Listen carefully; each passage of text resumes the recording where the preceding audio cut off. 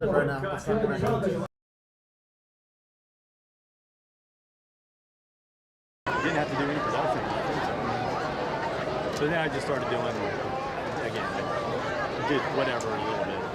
So, like I said, I just do this for fun. Something to do. Out for the Titans, captain is number 4, Jalen Thompson. Number 7, Tyler T. Cross.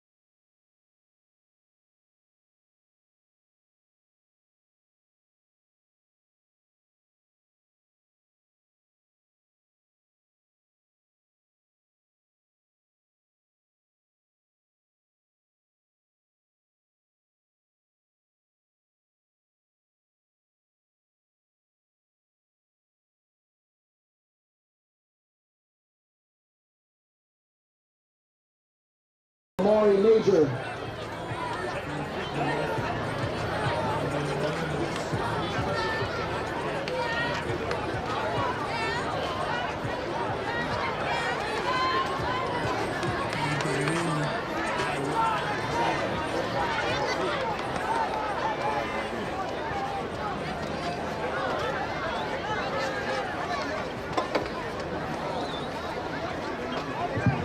Out to kick for the Titans, number 31, Nicholas Kubota.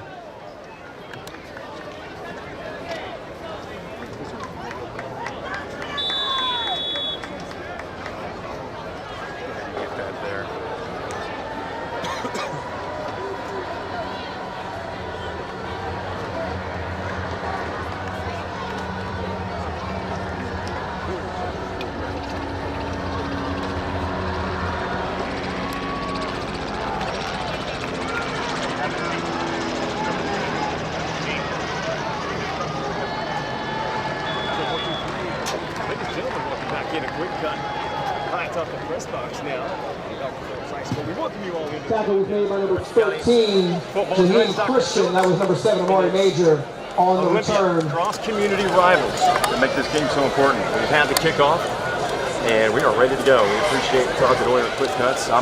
Panthers will start this drive from their own 20-yard line. For tonight's game. Yeah, Bobby, I'll tell you what, it feels good to be back up in the broadcast booth. It is. What a great game. This is a district championship, or a district game for both Dr. Phillips and Olympia. One of the things we want to talk about is, big thanks to Orlando Sports Foundation and Tobacco Free Florida. Yes. In their campaign to sponsor this and associate with the Cure All-Star Game. We've got the Cure All-Star Games coming up here at the and what a way to profile some of the great talent around South Florida. 100%, and certainly for a great cause. Dr. Phillips with the football decked out in all Navy here as you watch on Quick Cut on YouTube. We appreciate it. The Cure YouTube channel. That's a complete pass to number 3, Cameron Dixon. That'll be a first down for the Panthers. With the catch out on the near side, gets out across the 25 to about the 30. And the quarterback, Dr. Phillips, Stanley Anderson Lofton. Stands 6'3", 203 on the season. Dan 64 of 126, 1,200 yards, 9 scores. Very much capable of spinning the ball, and he's got a bevy of receivers he can go to. Here's a running play, a little handoff going to the far side. Across the 35 to the 40. Number 8, Julius Benjamin on the tackle for the Titans on the carry. For the Panthers, number 7, Amari Major. For another Panther first down. Amari Major, also a name you'll hear at the audio tonight. Number 1. Defensive player, Malachi Wright, 46 tackles on the year for DC. Cameron Dixon, number 2 wide receiver, as this play is going to be right down shy, first down yardage. 3 more yards needed for the Panthers to keep this drive going right at midfield. It'll be second and short. Tackle was made by number 4, Jalen Thompson. Second down, Panthers. With the Cure All-Star Games covering 3 games now across Central Florida, you've got the Blue Foot Orange team.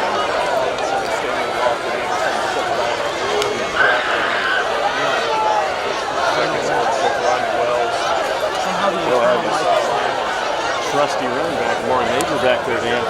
He's shifty. I'll tell you what, Dr. Phillips has been a really progressive team this year. Really have got Olympia has some great talent on your side of the ball. What are they talking about then? Handoff was to number 7, Amari Major. Brings up third down for Dr. Phillips. Tell you a little bit more about They also play defense to a wonderful level at that. You're also going to hear the name Xavier Tucker. Where's number 2 for Olympia? Jaheim Christian, 24 tackles on the season. He'll wear number 13 in white as he comes in. And yeah, big number 0, Brandon Dumazil, the senior defensive tackle, 6'2", 295. He's a load, Bobby. Yes, he is. Black just shy of midfield in Dr. Phillips territory. We appreciate everybody tuning in again. Like Dan said, we want to thank Tobacco Free Florida for all their sponsorship and appreciation for high school academics and athletics. And obviously, without them, we would not be here broadcasting these games. And also, organizations, Dan, that you are so involved with. And these organizations, Orlando Touchdown Club, I'll carry on here in just a second. As Anderson, Loftus has it. Lofton hands up right up the middle. Great hole up the middle. Great hub up the middle. And you were talking about, the Orlando Sports Foundation and their mission to cure, with the Cure Bowl and to raise money for the cure for cancer. And, the high school all-star games have gone from one high school football game to 3. This year we'll be kicking off the new Seminole Flagler Volusia game, and that's a game that I'm going to be heading up. But it's also expanded into baseball and softball. And future, they're looking at lacrosse and basketball and things of that. And, of course, the big one this year, December 16th, correct? For the Cure Bowl. Well, yeah, the Cure Bowl has actually been upgraded from ESPN to ABC, and it's going to be played this year at FBC Morgan Stadium on the campus of UCF. Amazing. Anderson Lofton in the shotgun.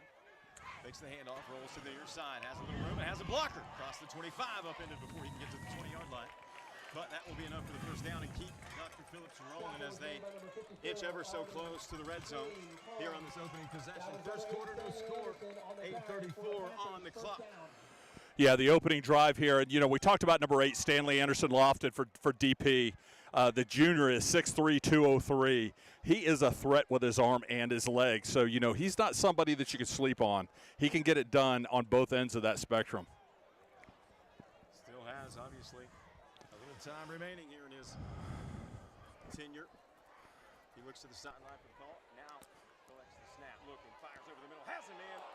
Just leaves him a little too far. That's 6, Dan. Yeah, number 10, Ja'Shawn Fox, wide receiver, senior, 6'3", 190. Yeah, that's a target that you want. Of course, the targets that he has. And another name that you're going to hear quite a bit tonight also is going to be Mikael Kalikst. He's going to throw at the last moment. Has a man. Near side, catch made by Johnson. Yeah, Brandon Johnson, the junior, 5'11", 180. Does a great job securing the ball and turning it upfield. But, Bobby, we were talking about the Cure All-Star Games. We launched the Lake Osceola game last year, and then this year again, installing that third game with Seminole. It's traditionally been Orange and Seminole counties.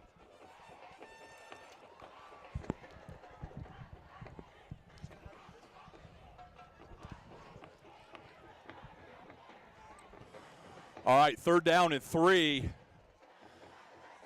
as DP is in the red zone.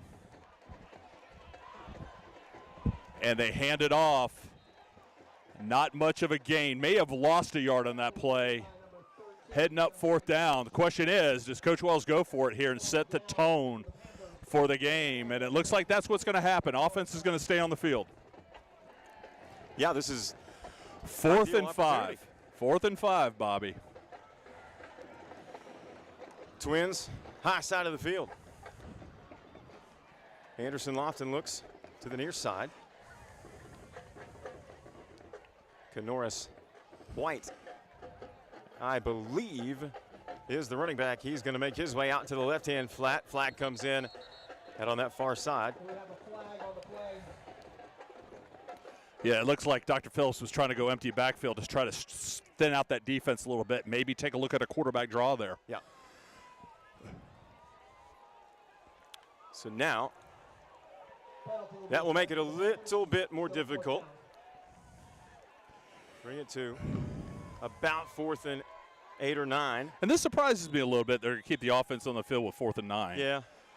You took the opportunity you had, and obviously you had the penalty, but they're going to go for it again. But with both teams at 4 and 3, this is a district game. They're both in the lead for the district. You got to have belief in your team because at the end of the day, the winner of this game is going to be sitting in that driver's seat as we head into the last 3 weeks of the season. Yes, it's now. Here's Anderson Lofton over the top, barely tipped. That was a great defensive play by number 4, Jalen Thompson. And Jalen Thompson is one heck of a talent. Boy, isn't he? At 6'1", 180, a lot of colleges are drooling over the possibility of him joining their squad next year. And another Cure All-Star Game candidate. We're going to be sending out invites here probably in the next week to the initial players. And then, the process is kind of fun. We know who the dudes are, and then there's a lot of dudes we don't know about, and that's where the coaches come in. They really kind of set the tone and say, okay, here are our best 5 players. Yep. So we have a pool and really put together a nice array of talent. Absolutely. Well, here come the Titans. Dan, Olympia High School. Juan Gaines, the quarterback, has had an incredible year. Yes, he has. We'll see Gaines lead the offense. Gaines 6'3", 215. And I'm going to tell you, quarterback's physical. Yeah, we're gonna see a lot of number 1, Romello Ware. He was an Orlando Touchdown Club Player of the Week a few weeks ago, and you can see why. Look at him break through that hole, and he is elusive. Takes the ball up to the 48-yard line, Bobby. What a job by Romello Ware making himself known right away. That's a pretty good first play of offense for the Titans of Olympia.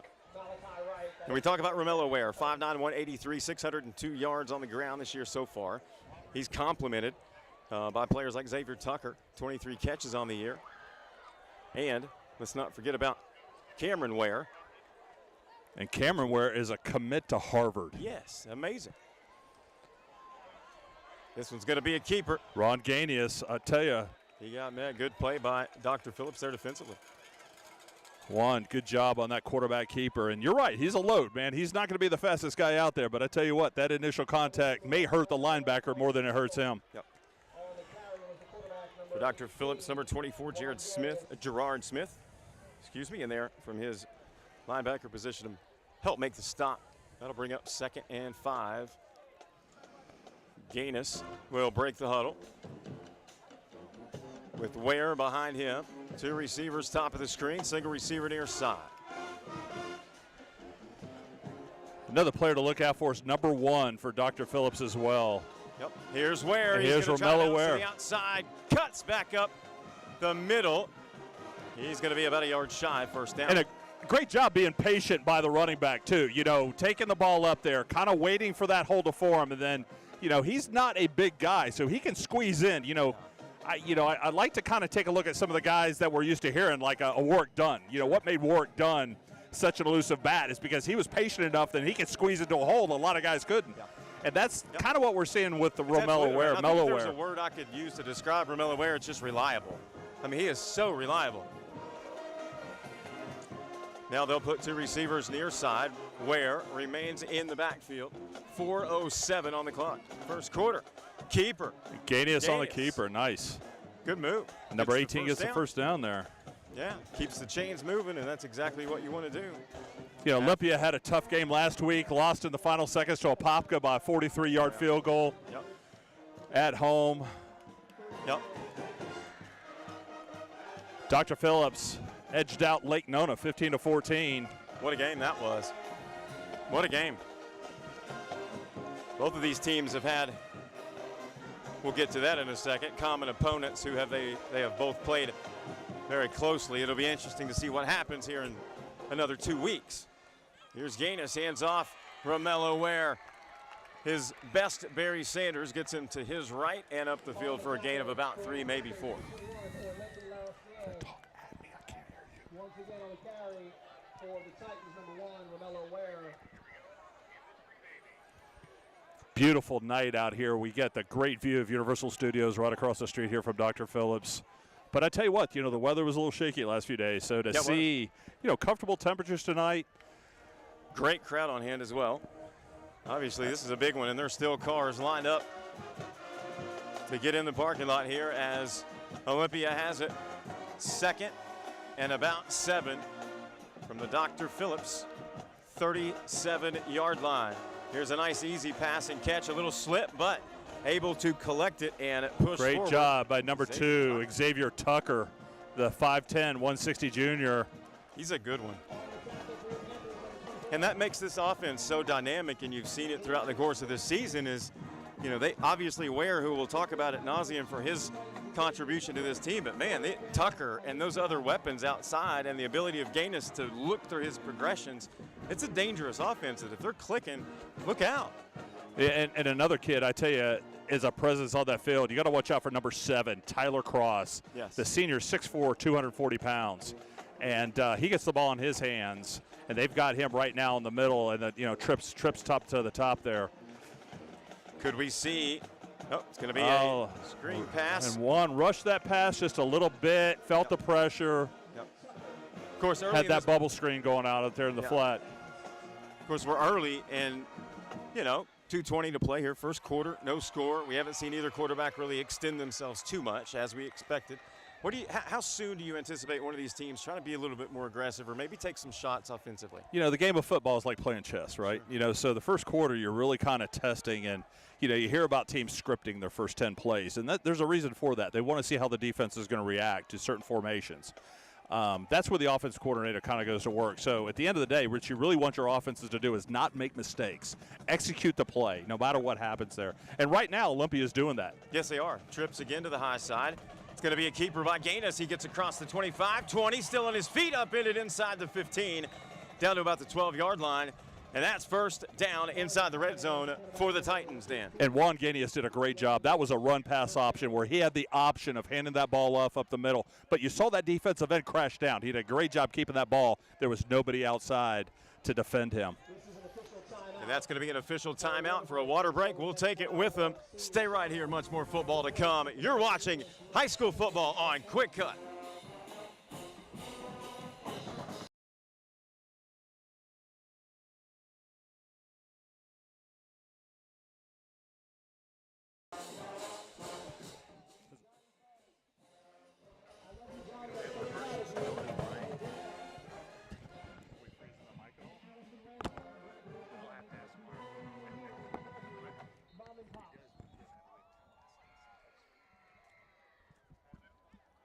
If you're interested in making a senior shout out, please see one of the cheerleaders along the fence line.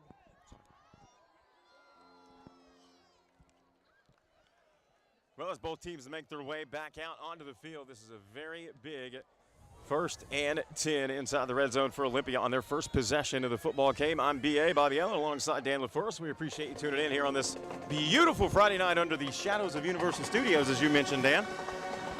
And this one's going to be a handoff from Ella Ware. Fights his way to the 5, give him 5 yards, and it'll bring up second and about 4.5. The guys, we had to make some adjustments before the game as well. We're actually on top of the press box, and the Dr. Phillips band is doing a wonderful job down there, but they are loud, so yes, it's very hard for us to communicate a little bit. But, again, this is why it's so important to broadcast games like this, because the coverage of high school sports in general has really diminished over the years, and social media has kind of taken care, is to be able to tell the stories. And you got 2 great programs right here that are battling for this district championship. Romello Ware, I'll tell you, Bobby, we've been seeing him get the ball quite a bit, and it's one of those philosophies of offense is you got to run it till they stop it. And right now, 100%. He's picking up 2-3 yards a clip, and you really can't complain. But, also, we were talking about some of the talent they have at wide receiver. It's setting that defense up for what is next. And, typically in our RPO, that quarterback has that option of handing it off or even throwing it down the field. So right now, they're just testing this defense to see what they can get away with here in the first drive. Yep. 3rd down. Organius stands in the shotgun. Romello Ware right behind him. This one's going to be a pass over the top corner, incomplete, overthrew his intended target just a little bit. Good coverage there as well by Dr. Phillips secondary. They've got some studs back there in the secondary too, Dan, that we haven't got to talk about yet. Yeah, one's number 1, Malachi Wright. Yep. And, again, he was an Orlando Touchdown Club Player of the Week a couple weeks ago. Had an outstanding game here for Dr. Phillips. He's also dangerous as a return man, so we got to watch out for that. Okay. Malachi Wright, 6 foot 180 junior. And now, on 4th down, to get some points. Head coach Travis Gabriel for Olympia, setting up for this field goal. Does he take the 3 here, or is this a potential fake opportunity? We're going to find out right here. Here's the snap. Good clean hold. Kick is away. It is up, and it is good. That'll put the Titans on the scoreboard. They lead it 3-0 here with 35 seconds to play in this opening quarter, Dan. And we'll pause for a moment, gather our thoughts, and come back and bring you some more action right after this. You're watching Quick Cuts.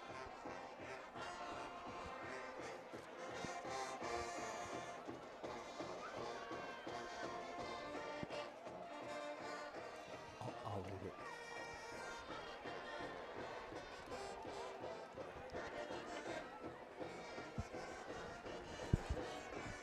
And we'll go back into Quick Cut here on YouTube. We appreciate everybody tuning in. I'm BA alongside Dan LaForest.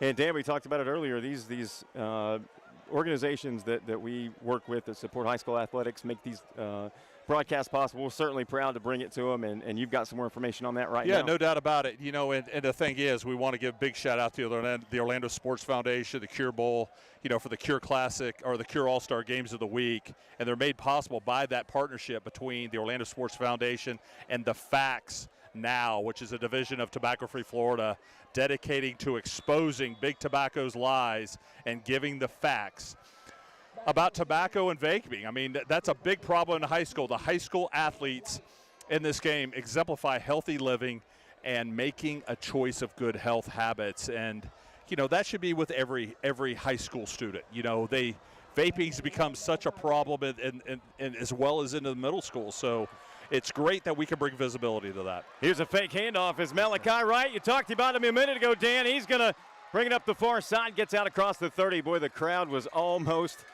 in a frenzy as they saw Wright break free there momentarily. You called it, man. You said, look out, he's dangerous, and there you see just how dangerous he can be. Yeah, and Dr. Phillips has got some talent, you know, and that's the thing. Walking, you know, the nice thing that I love to do is go down and be around these guys in warm-ups and really, you know, take a look. I've made a mission every week this season is to go to a different game. I want to see a different team. I haven't gone to see two teams twice. And, you know, to get out, you know, a lot of these kids you see them on social media or you see huddle clips or whatnot, but when you see them in person and you get the opportunity to talk to them and really try to influence what their mission is playing the game. Stanley Anderson Lofton back in at quarterback for the Panthers of Dr. Phillips. This running play is going to go right up the gut as they had two men in the backfield with Lofton. That is Amari Major. That's going to get Dr. Phillips out across the 40 to about the 41, make it a very manageable second down here. And, of course, they have the weapons, two receivers to the near side now as they'll line up, two men in the backfield again, but not before the whistles blow. And that's going to be the end of the first quarter of action. Dan, give me your thoughts about what you've seen so far here early with a 3-0 lead narrowly held by the Titans of Olympia. Yeah, like, you know, we were talking about that earlier. There's really not a whole lot to judge except for how they're able to execute plays. I thought Olympia did a great job, and both teams in their first drive. You know, I think, you know, DP wanted to make a statement and try to go for it on fourth down. Unsuccessful of getting any points out of it, but, you know, I think they learned a lot from that first drive, and it's exciting to see what they're going to do here. Olympia, again, you know, I thought they did a good job executing their plays, getting into field, get down the field position and get three on the board. Yeah.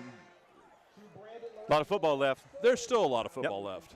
And listen, something we haven't talked about yet, Dan, is homecoming here tonight at Dr. Phillips. So there's a certain level of excitement in the air that you never know how that can affect the homestanding club. Yeah, Dr. Phillips, huge procession we had before the game. I don't know how many were in the homecoming procession, but it might have been 112. I'm not sure. And I tell you, you know, I remember Dr. Phillips, they actually opened up the school my senior year at Apopka, which was 1987. And, you know, it was one of the first schools in Orange County that had concrete stadiums on both sides of the field. There you go. And here's a pitch for Dr. Phillips on first down. It's going to go, or second down, excuse me. It's going to go for naught. Loss of about 3 yards. And well done by Olympia. They snuffed that out before it got started. Norris White back in there again. He sees a good fair amount of running opportunities here for Dr. Phillips, but, you know, even though he's got number 7, Amari Major, right in front of him, he's still a very useful player. Here's a beautiful throw, but it's picked off. Thrown to the wrong team, and that's going to be an interception. And here come the Titans again into Panther territory, all the way down to the 30. And that's number 4, Jalen Thompson for Olympia, the senior. And I tell you, he's a talent. Yes, he is. He's one of those guys a lot of college recruiters are keeping an eyeball on right now. But, you know, again, I think that was a little bit of a misread by the quarterback there. Got away from him. You know, receiver tipped it. You know, and you know, it's unfortunate for that. But that sets up Olympia with some really good field position. Yes, it does. And now if you're the Panthers here in front of your home crowd, you got to dig your heels in. And this could potentially become a series of pride as the Titans trot back out on the field. And big shout out to Dr. Phillips High School too. As you guys notice on the field, you see a lot of pink. You know, October is Breast Cancer Awareness Month. Obviously, the mission of the Orlando Sports Foundation and the Cure Bowl. You know, the big pink ribbon, and as number 2 takes Here's the a ball. Pitch. Yeah, that's Jashad Presley, another one of those stable of running backs that they can throw in there to give Romello Ware a little breathing room. And, you know, what a luxury of riches they have when you got guys that can step in and really be productive and rest a guy like Romello Ware, who you rely on so heavily. It's a good program, 2 good teams, two good institutions here in Orange County for sure. So here's Ganius again in the shotgun. He'll have Romello Ware right behind him. 2 receivers split to the near side. Dr. Phillips needs to dig in defensively on this 2nd and 9. They trail 3-0. Just underway here in the second period as flags come in from the near sideline and the backfield. That's going to go against Olympia.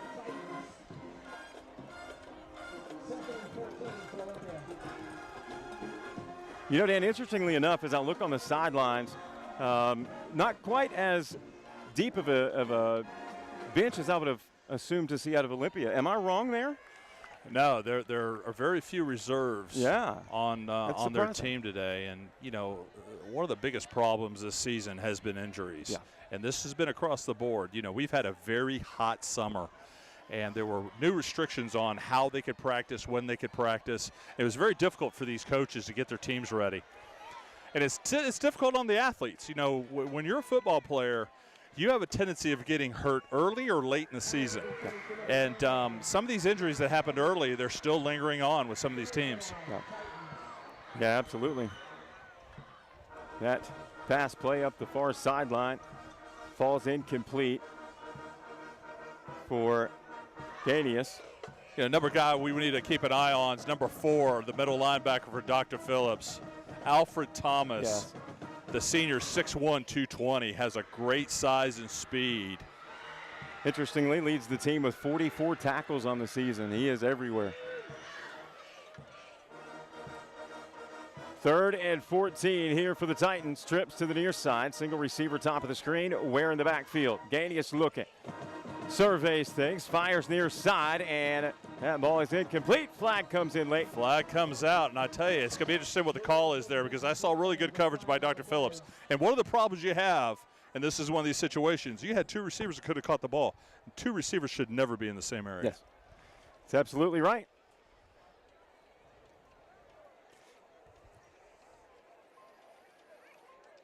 Romello Walker, one of the wide receivers. Walker wears number 3. Also plays cornerback at 6'2". He'll line up closest to us here. Yeah, Romello Walker, you know, a guy that started for a couple years now at 6'2", 183. You know, you got to be impressed with some of the actual size of some of these wide receivers anymore. That's what the colleges want. You Yes, know, they it's do. very difficult to make a roster or get recruited when you're 5'9", 5'10". There are exceptions to that, but Absolutely. Colleges look, you know, they look at stuff anymore like the NFL does. It's all about measurables. They tried the hard count, and the wide receiver top of the screen took off. So that's going to back him up 5 more. Make it 1st and 15. Ball will be spotted at the 25-yard line.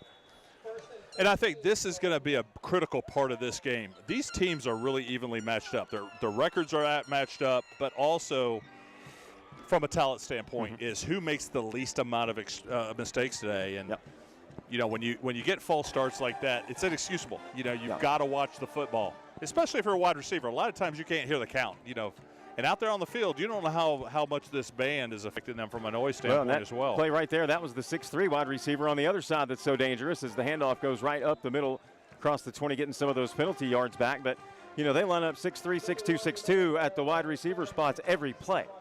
And again, you talked about it. That's what the college coaches are looking for. And I'm impressed that these 3 guys, all 3 talented for this Olympia team, play so well together.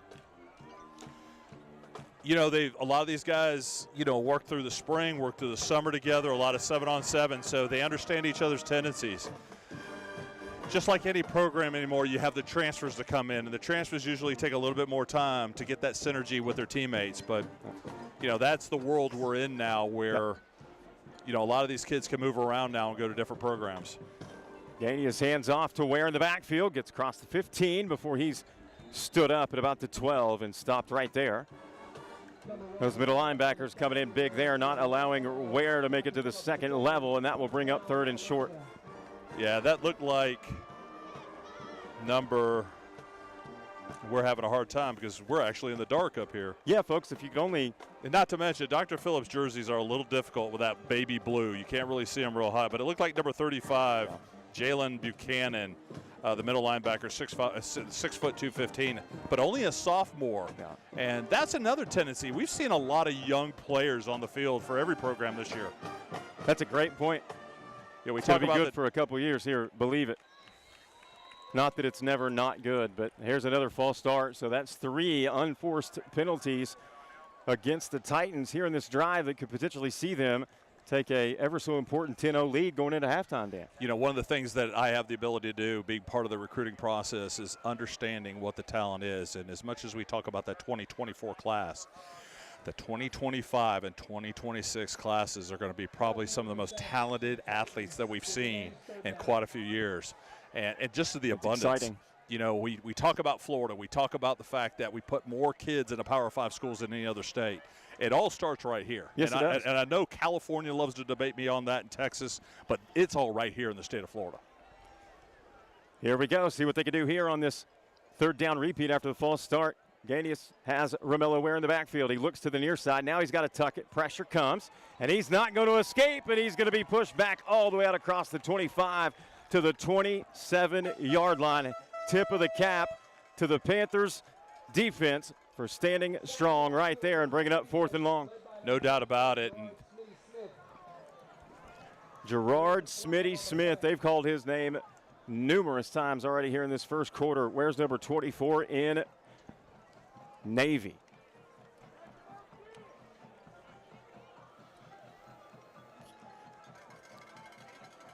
Gerard Smith, again, another talented senior. Yes. Plays that outside linebacker position, 6 foot 190. And, you know, the fun thing about this game is we're going to see a lot of these kids playing here the 3rd week of December in the Cure All-Star games with that Orange County game. You know, Orange County has 22 public schools and another 10 to 12 private schools. So there's plenty of talent just for Orange County game. And that was what was kind of exciting about pulling Seminole out of that traditional game, was that there's plenty of talent to put together 90 players on the field. Another game, yeah. So, but I'm excited, too, because Volusia County has a lot of talent. They haven't really had an all-star game up until now. So, you know, to be able to give those kids those same types of exposure. And it's more than just games. You know, it sets up for February with a recruiting fair. We had over 70 Division II and Division III schools come in and talk to these coaches and then end up talking to the players and parents. And that's where a lot of these opportunities come as well. It's been such an honor to be a part of that the last couple of years and doing the broadcast. And like you said, getting to know those guys and really understanding the appreciation they have for the game. Here's another shot right over the middle. Dangerous location. In and out of the hands. Well covered in that secondary. There were 3 Panthers all over that one. You know, Josh Evans was obviously the option to go to. I would have liked to see Josh flatten out that post route a little bit more. It looked, you know, there was a big hole there that he could have found himself in. Yeah. You got to help your quarterback out, and that's one of the things is teaching these wide receivers as they're running the route is run to the hole. Sure. And sure. See, you know, Juan Gaines threw you're not running it on paper. Really nice ball into there. Yeah, you've got to run that route as the defense allows it. And like you said, the help to the quarterback's always a blessing. You know that more than anybody else. So the Panthers are going to start out with trips to the near side. Anderson Lofton is going to lead the Panthers, but flags come in before they can get the playoff. You know, one of the things that we start taking a look for, you know, that's something that I have to do every week is take a look at 40-some programs between Orange and Seminole County and decide who the Orlando Touchdown Club Player of the Week is going to be. And there's a number of factors that go into that. First of all, we do not pick a school twice in a year. So once Dr. Phillips has a player represented, Dr. Phillips is no longer coming in. And same with any other school.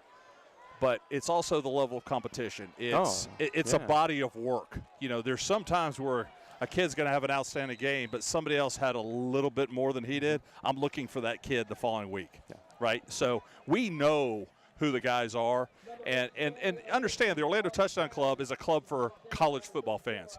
So the excitement of bringing guys in that they're potentially going to see on a Saturday is really exciting for me. And I want to bring up something else about the Orlando Touchdown Club, Dan, and that is the speakers that you all bring in, and I'll let you get into that a little bit later. But we're talking about some of the greatest figures and minds in all of football. Yeah, this past Monday night we had Bobby Carpenter, the former Ohio State linebacker, on ESPN Radio. Yep. He came in and spoke. You know, we've had, but we also, our MCs, Mike Bianchi, the Orlando Sentinel. We got Mark Daniels, the voice of UCF, and also from 96.9. Doing a UCF report. I do the high school players. It's a great environment. We meet every 2 weeks throughout football season. We got some great, we got 2 weeks. We got Dari Novich coming in from SEC Network. I'm excited for that. We've never had Dari into the club. Andrea Edelson will be in again this year. We always end up, our last meeting in December is Charles Davis from CBS Sports, and Charles has become a really good friend. He's exciting. I tell you what, to get his perspective, and there's been multiple times we've been around him, and he's had to take a call from an NFL coach. So, I'm sure. It's fun to be. And then we always end up, and this is our coup de grace. Is the second week of January after the college football season's over. Yeah. We have Mr. Football Tony Barnhart come in, and. He's been covering college football for a number of years, and to get his perspective on the environment for the previous season is always exciting, especially right after that national championship game. Well, I think you just kind of backed up the point that you mentioned earlier about it starts here. This is such an incredible hotbed that I've learned very clearly over the past year and a half that it needs to be showcased, and you see the level of national eyeballs by the people who you just mentioned that come speak to the Orlando Touchdown Club, even though that's geared to college, but they understand what a proving ground this is for potential college players. Oh, no doubt about it. And a little mishandle there, but Anderson Lofton able to get it back, but not before he is corralled and pushed backwards. Whistles blow. Great job by that Titan defense to really stay with that play. Stanley tried to recover and get his wheels up under him, but great pursuit by that defensive line, taking care of that. But no, again, one of the exciting things about the Orlando Touchdown Club Player of the Week is the fact that if you're a senior, you're automatically on the Cure roster. So it's exciting to be able to let them know that early in the season that they will be playing in that game. And a lot of these guys, it's become a real big deal over the last several years. So a lot of these kids, even if they're committed to Power 5 schools, they come back and tell me, Coach, I've been wanting to play this game for 4 years. Absolutely. Yep. Well, after Olympia turns it over on downs, Dr. Phillips does the very same. And now they're going to have to punt it away. But flags flying, a substitution infraction will back them up 5 more. This is definitely what you don't want to do, is get into a hole.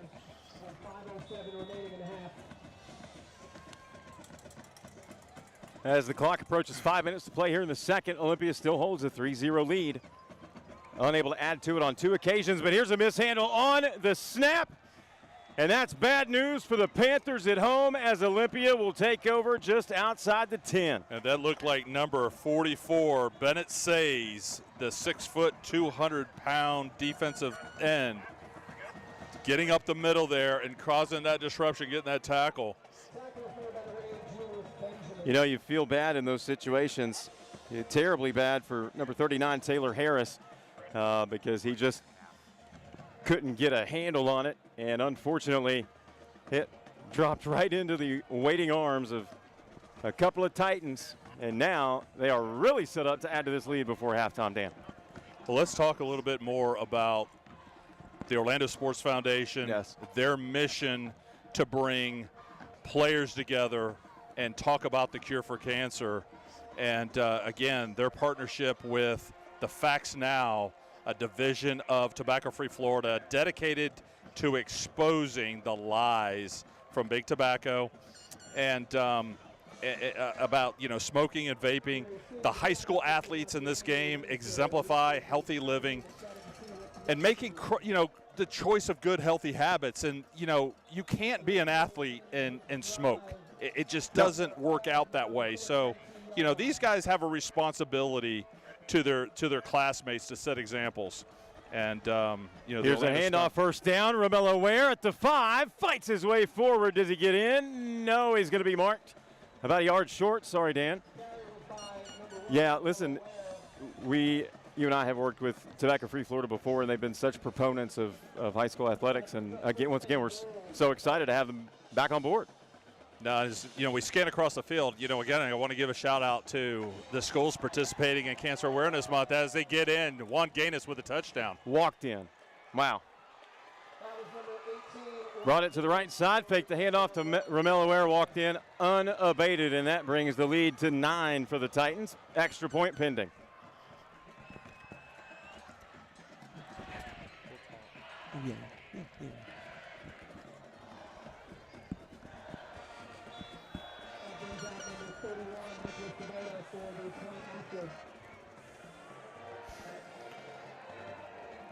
Nicholas to Boda.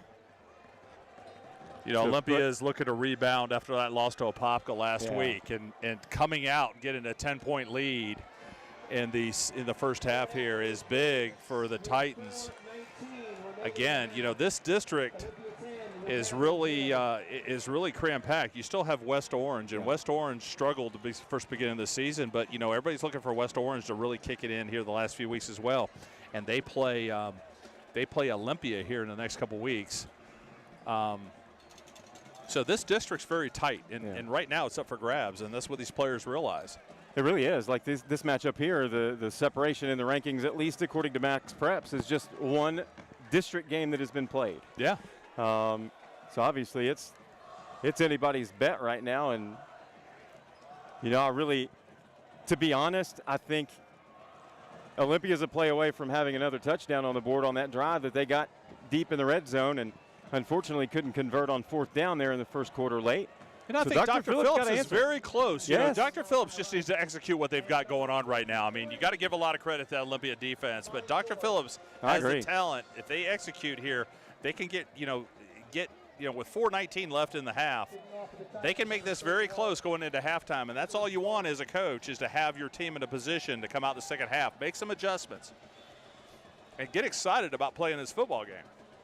Dr. Phillips is going to put Malachi Wright along with, that's going to be Amari George back deep. They'll both stand about the 10 as they anticipate this kick from Taboda. Short one fielded at the 30. 22 keeps his feet there. Good play on special teams there by Charles Roundtree Jr. to keep the return right there. And that'll set up 1st and 10 for Dr. Phillips. And I'd like to see, it's not that they haven't had success. They have a couple of sustained drives that just kind of, obviously a bad mistake on the fumbled snap here on the punt a little bit ago. But then again, a mistake on a mishandled snap, which led to a 4-and-out. Plus you had an interception. And, plus the right now what they need to do is they need to sustain one play at a time and get some momentum going. Here we go. We'll see, once again, Anderson Lofton in at quarterback.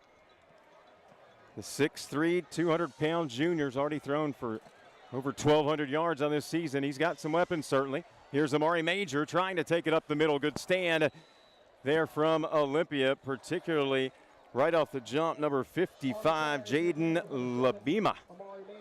But I tell you who did a really nice job there is number 28, Harry Dosalis, the junior defensive end, 6'3", 210 as a junior. But he squeezed that play down and made him turn it up. And that was the key to that play for the defense there. Once again, another underclassman. Here's Anderson Lofton. Almost picked off. It's going to be tipped and dropped, eventually incomplete. But boy, was that dangerous. And he had all kinds of green grass going the other way. And that was number 13, Jahade Christensen, the senior, 5'11", 175.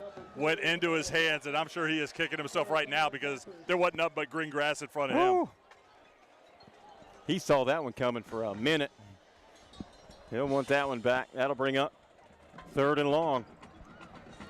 Tell you what, sun's gone down. We got a beautiful skyline of International Drive over here. The Dr. Phillips baseball field's all lit up behind us here. Looks great.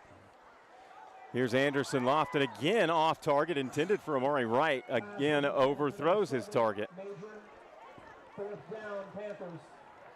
And again, Amari Major, the junior, out in the flat, a little high of a ball, but there was no reason not to come down with that. I think he was trying to catch that ball. He was looking upfield before he actually secured it. But those are the types of plays you've got to execute. So now we'll see yet another punt. Back to return for the Titans, number 2, Xavier Tucker. Taylor Harris, who mishandled the snap there a possession ago, unfortunately led to the touchdown for Olympia. He'll send it off again. This time the snap is clean, but the punt high and wobbly. It's going to clear midfield and bounce out of play with great field position. On that one, that gives Olympia a great field position with 3 minutes and 20 seconds left in the half. And now it just seems like little things that could.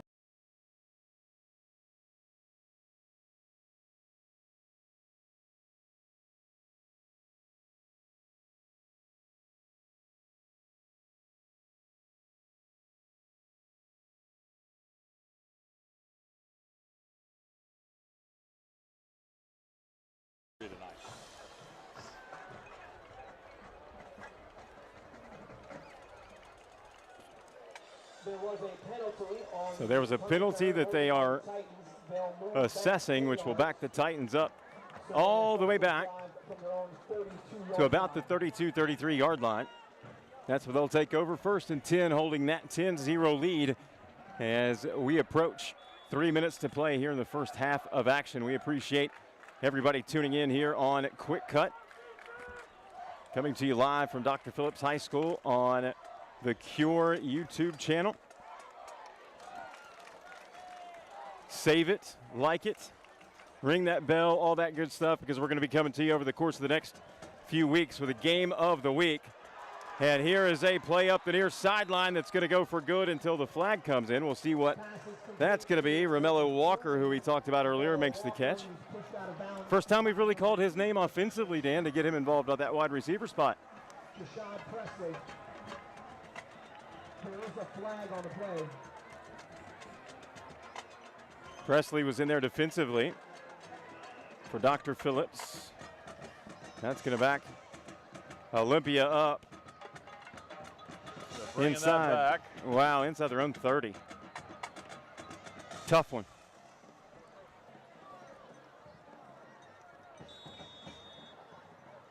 So we'll see what they elect to do here as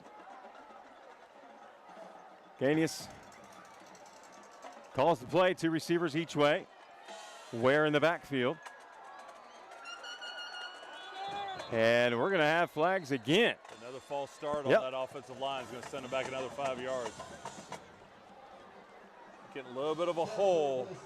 And this is that opportunity for Dr. Phillips, for that defense to hopefully get that ball back here with around 2 minutes left.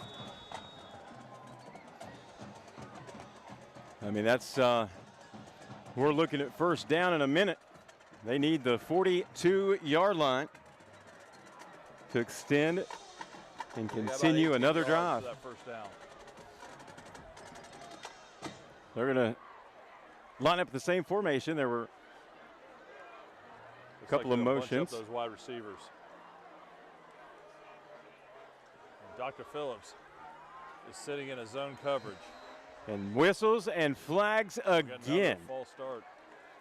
That might be on the motion there. And now we see a substitution of someone on that line. That's might be the change that has and get this drive going.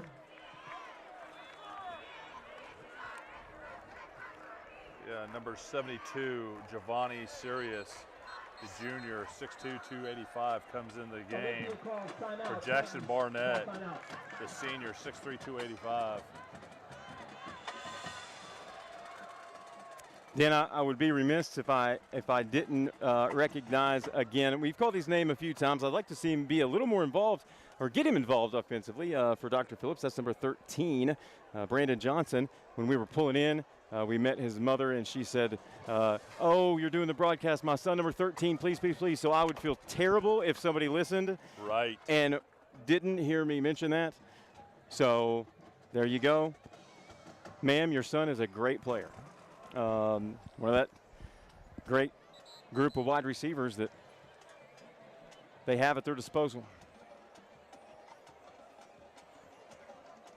Interesting to see what the offensive coaches said from Olympia to settle down this offense. And, Yep.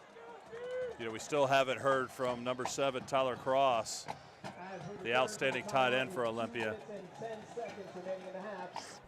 as he is lined up in that tight formation with twins to the top, 3 wide receiver formation.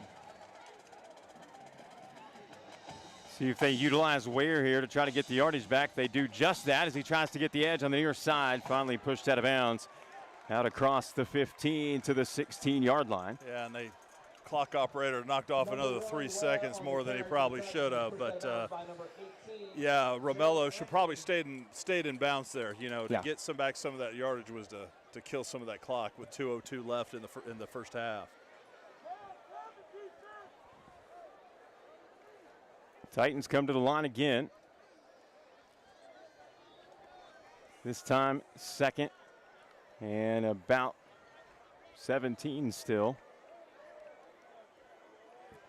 Let's see what Ganius does here. Same formation. This time they're going to go left with Ware. He's going to be bottled up and unable to escape. Gain of about 1, maybe 2. As you saw there, Romello Ware is just so tough.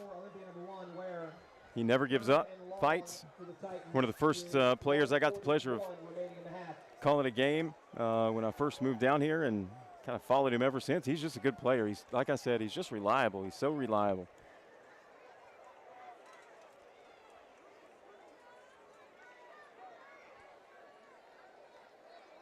Clock ticks down here. Olympia's going to squeeze this down and try to get in the locker room with a 10-0 lead.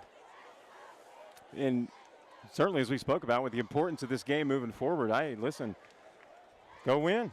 Do what you have to do. Here's Ganius, hands off to Ware right up the middle. That's the safe bet, as we've spoke about. And he's still on his feet. Free.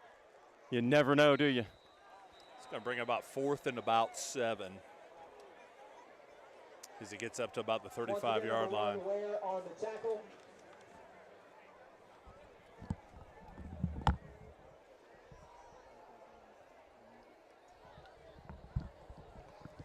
Timeout DP with 1 minute remaining in the half. Next round of senior shoutouts. This one is to Jayla Bowie. Again, you mentioned homecoming here at Dr. Phillips. They had a great ceremony about 6 o'clock. Got to recognize the senior football players and the homecoming candidates, and also the cheer squads. Yep. Yeah, again, great crowd on hands. Good representation by the students here at Dr. Phillips. And you were talking about something earlier, and it was something, obviously you're accustomed to it, but for a lot of people, I think especially not from here as I was, but still a sports fan, you talked about the 22 public schools here in Orange County. It's not just that, it's the size of some of these schools as well, and their ability to have 3,000 or 4,000, if not more students. You have a luxury of goods to potentially put some really good teams together consistently, as you see with traditional powers like these two. Well, right now we got 600 people moving a day to the state of Florida, and overcrowding is going to become more of an issue. They're actually opening up a new high school over the Lake Nona. Lake Nona slammed. Yep. Next year, and the year after that, north of Popka will be opening up with the expansion, with the 429 really opening up that whole area. Punt's going to hit the ground about the 30. It's going to be picked up. We'll see what happens. Not much. All right, 46-40 down to, looks like the clock's stuck at 45 seconds. DP's got 45 seconds left on the clock to see if they can get down at least in the field goal range before we close out this first half. Yep. Boy, what a huge momentum swing for Dr. Phillips if they were able to hit, hit a home run play, or just, as you said earlier, just put a few positive plays together, and then if you have to take a shot, fine. But you got to get the easy ones first. So Dr. Phillips will start from the 25. Here are the waning moments of the first half. We will pause our broadcast at halftime, take a breather, but be sure to come back as we will bring you the second half of this Quick Cut Game of the Week.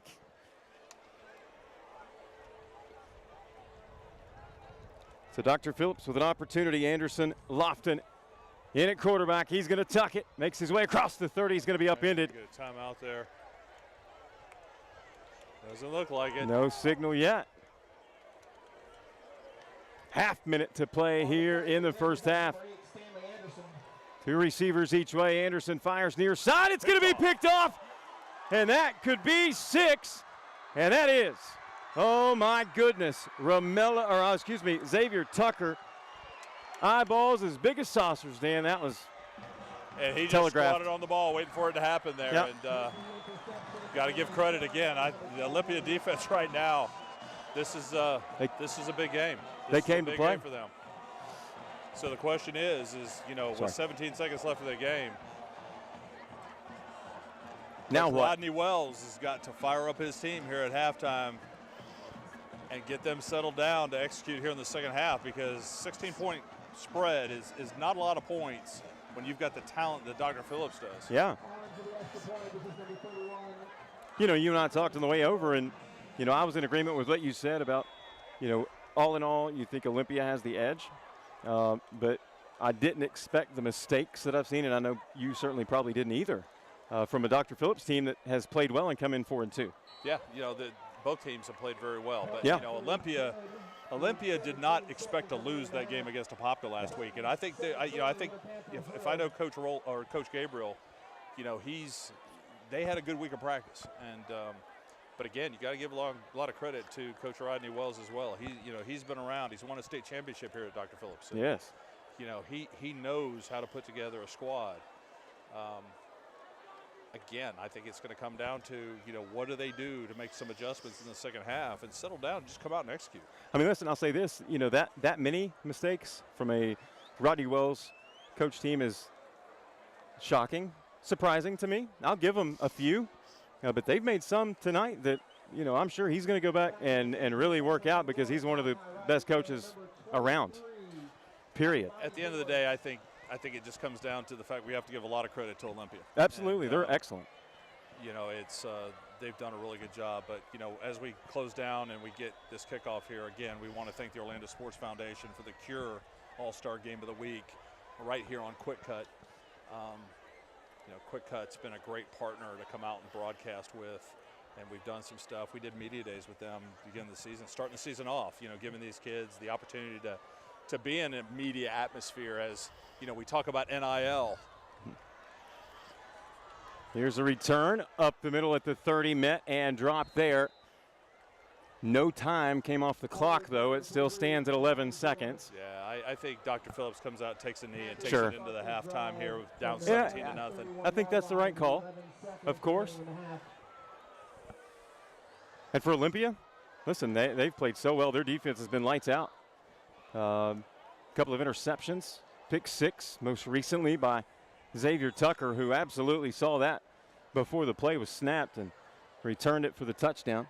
17-0. Big shout out to the Facts Now, the division of Tobacco Free Florida, for helping sponsor our broadcasts here not only tonight but in the next few weeks. And we've already got a good idea of where we're going to be next week, and we'll talk about that here toward the end of the second half. We'll talk about our players of the game. Yeah. We've seen some great performances here so far in the first half, but we'll see how it plays out. Dr. Phillips elects not to take the knee, and instead one more running play will do it for this first half. And I guess, Miami Hurricanes doing that last week. Yeah. Didn't work out very well for them, so I'm glad they were able to get into the locker room without a problem. Yeah. All right, folks, we're going to step away. Great first half. The Olympia Titans in control, 17-0. Another shout out to the Orlando Sports Foundation for all they do for high school academics and athletics. We'll be back right after this. You're watching Quick Cut.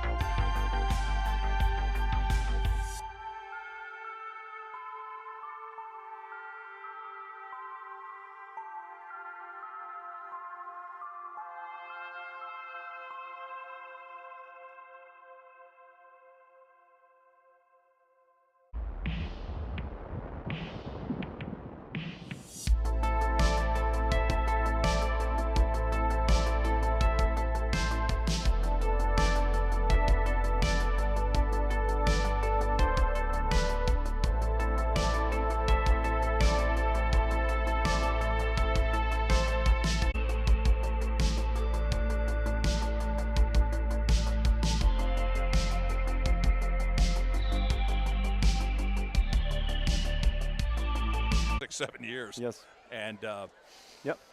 I think that's going to open up a few, but really the transfer portal's changed the game. Yep. Here's nice Danius. pass. Great completion across the middle. First down and more all the way out across And the 35 to the 37. That is Joshua Evans. Finally, we see him get involved early in a drive. Yeah, number 9, Joshua Evans, again, the senior, 6'3", 205. Excellent talent. He has been a big playmaker for the Titans all year long. But, you know, there's so many things in that college football landscape that's affecting these high school kids. And, you know, to give these kids a stage to get an extra game. And really, you know, it's given them a taste of what it's like to go to college because they're playing with guys that never played before. Yes. Here's a handoff, or a fake handoff, rather. Gaines is going to keep it himself. Tries to take the right edge. Gets up the hash marks to about the 43. So, guys, if you're watching us live right now, just to give you a heads up, we had some technical problems coming out of halftime. This has been recorded, so you'll be able to watch a replay after the game finishes up, and definitely tomorrow if you want to, on the Cure Bowl YouTube channel. But no, the college recruiting game has changed, and we see we hear a lot about stars and is it 3-star, 4-star, 5-star, and a lot of that's determined during the off season programs. But there's a lot that has to be discussed as Dr. Phillips does a good job stopping that second down run. Coaches pay in the state of Florida is horrendous. Yes. And we're losing quality coaches to other states like Georgia and Alabama and South Carolina. And, it's becoming a problem as we talked about the population of Florida continuing to grow, more schools, more need for football coaches. Yeah, and if you want to keep the good ones, you have to pay them. Simple as that. Especially when, as you said earlier on air, we produce more Division I or FCS recruits than any other state. Here's Ganius, third down at about 6. He'll have Ware in the backfield, trips to the near side this time. It's going to be a handoff up the middle. Ware, again, showing that patience, now showing the strength, has the first down at midfield before he's pushed back. Again, Romello Ware, that offensive line is doing a wonderful job blocking for Romello. And Romello, again, like his brother Cameron, Cameron's committed to Harvard. Romello hasn't made that decision yet, but he's equally as capable. Trust me, his GPA is up there with him. Yeah. I wouldn't be surprised if we see him at an Ivy League school as well. Sure. I know that he's got a number of these talking to right now, talking to him and his dad a couple weeks ago. Here's Ganius, handoff again. Ware pushes forward. Just a tough little runner. I think he's going to have another 10-yard gain, and they're going to wave the sticks.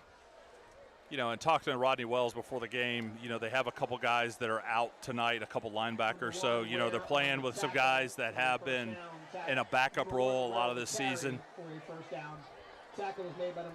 Very tough ask on a night like this when you got to deal with number 1 on the other side of the line of scrimmage. No doubt about it. But, that's what teams do. Teams got to pull together and figure out a way. And, amen. We talked about the injury situation this season due to the heat and practice schedules and everything else. It's been a very difficult season for these high school coaches. Ware again with a handoff. You're going to see a steady dose of him. I'd be surprised otherwise as he's going to go for another 8, and he's just churning up yards here as the clock continues to roll on this drive from Olympia. Clock now approaching 7 minutes already here in this third. Dr. Phillips, it's we said it earlier, it's pride time now in this rivalry game. Not too many miles separate Olympia and Dr. Phillips, right, Dan? Well, you got 2 veteran coaches and Rodney Wells for Dr. Phillips and Travis Gabriel over at Olympia. And, talking to Travis before this season, he was excited about this group because, he's played a lot of young guys over the last couple of years, and now they're becoming juniors and seniors. And he was very excited about what this program has developed into. Mm-hmm. Again, we see a carry up the middle. Good job there by Dr. Phillips. Interior defense stops that one. That is enough for a Titans first down. But it's enough. They didn't need much. I actually thought that last play they had enough, but they spotted him just short. So now we're at 1st and 10. Line of scrimmage is the 29 of Dr. Phillips, and they're going to have to dig in here. Going to have to find a way to slow down Romello Ware.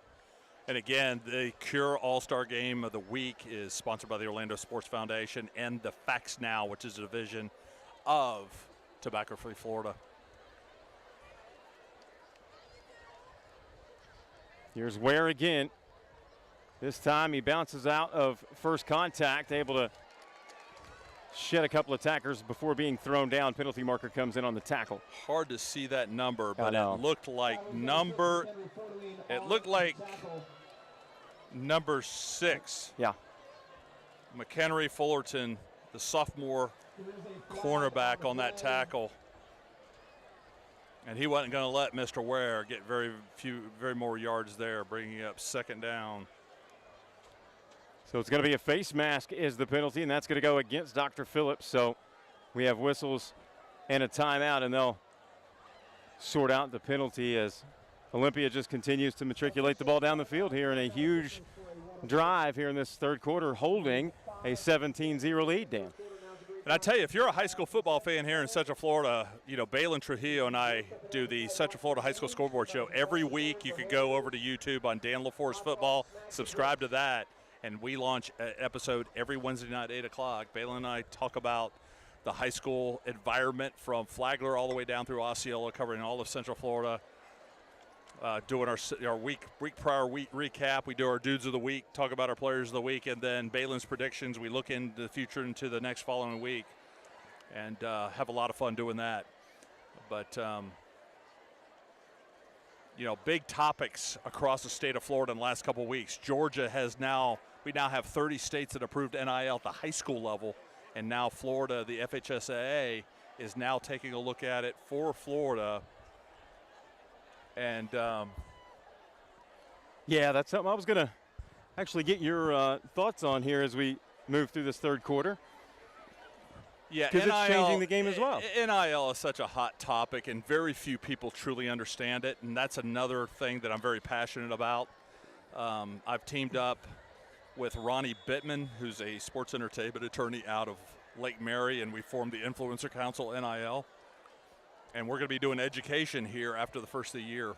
And it's coming to high school. It's coming to high school in the state of Florida, and I think a lot of people have a misconception of what that really means. Oh, they really do. And even more than that, the responsibilities behind it. Yeah. It's not free money. And I think it's going to change some things of how things are done, but I don't expect it to be a huge impact on high school football that I think a lot of people are afraid of it being. Yeah. You know, you got to understand, it's a huge mystery at the college level. I just – It really is. You know, you keep hearing about these big NIL deals, but it's the 1% club. Yeah. A lot of college athletes out there doing it for free as Romello Ware takes it straight ahead. Give him a gain of about 4, maybe 5. They will need about 2 more yards for the first down. And I think a lot of that also has to do with the fact why it's so important to do media days at the beginning of the season, because, you know, at the end of the day, if you're going to represent a brand, you have to, number one, be somebody that's worthy of being paid for it. True. And a lot of these high school kids are very shy. So giving them a format where they can open up and get experience. The second is social media. You know, if you have 400 followers on Twitter, I don't expect for you to get paid to do something for a company. That's just not going to happen. Yep. Here's a pass play. One of few we've seen. It's going to go to the near side. Flag comes in. Play goes for a touchdown. That is going to be on Dr. Phillips. I think that touchdown is going to stand. We will see neither team really reacting just yet, as the catch was made by Xavier Tucker, who has been huge tonight. Already has a pick 6. Looks like it's going to be on Olympia. Yep. Could be a block in the back on that. Yep. I can't see what the call is. I think he got a pretty good pick over here by Romello Walker before he caught himself free up the sideline. So they'll back up to the 21. We've seen so much of Romello Ware, it was almost unusual to see a pass attempt here. Under 5 to play, 17-0, Olympia in control with the football. Well, it's amazing what you can do offensively when you can run the ball effectively. And they are legitimately lining up and saying, come stop Romello Ware.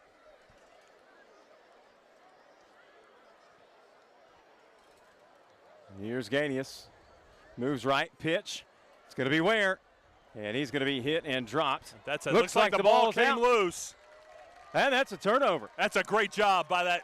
I did not get who actually put the hit on Ware, but a great job by Dr. Phillips' defense to get that turnover as the Titans were driving down the field. They called Malachi Wright's name. Sounds good to me. He's been in there a lot tonight. And it doesn't surprise me. You know, we talked about Malachi earlier in the game, and it looks like we have some teammates bringing a young man off the field right there. And, again, it's hard to see these Dr. Phillips numbers in the baby blue from across the field. Especially in the front. Yeah. These guys tighten these jerseys up. It looks like it's number 4. Yeah.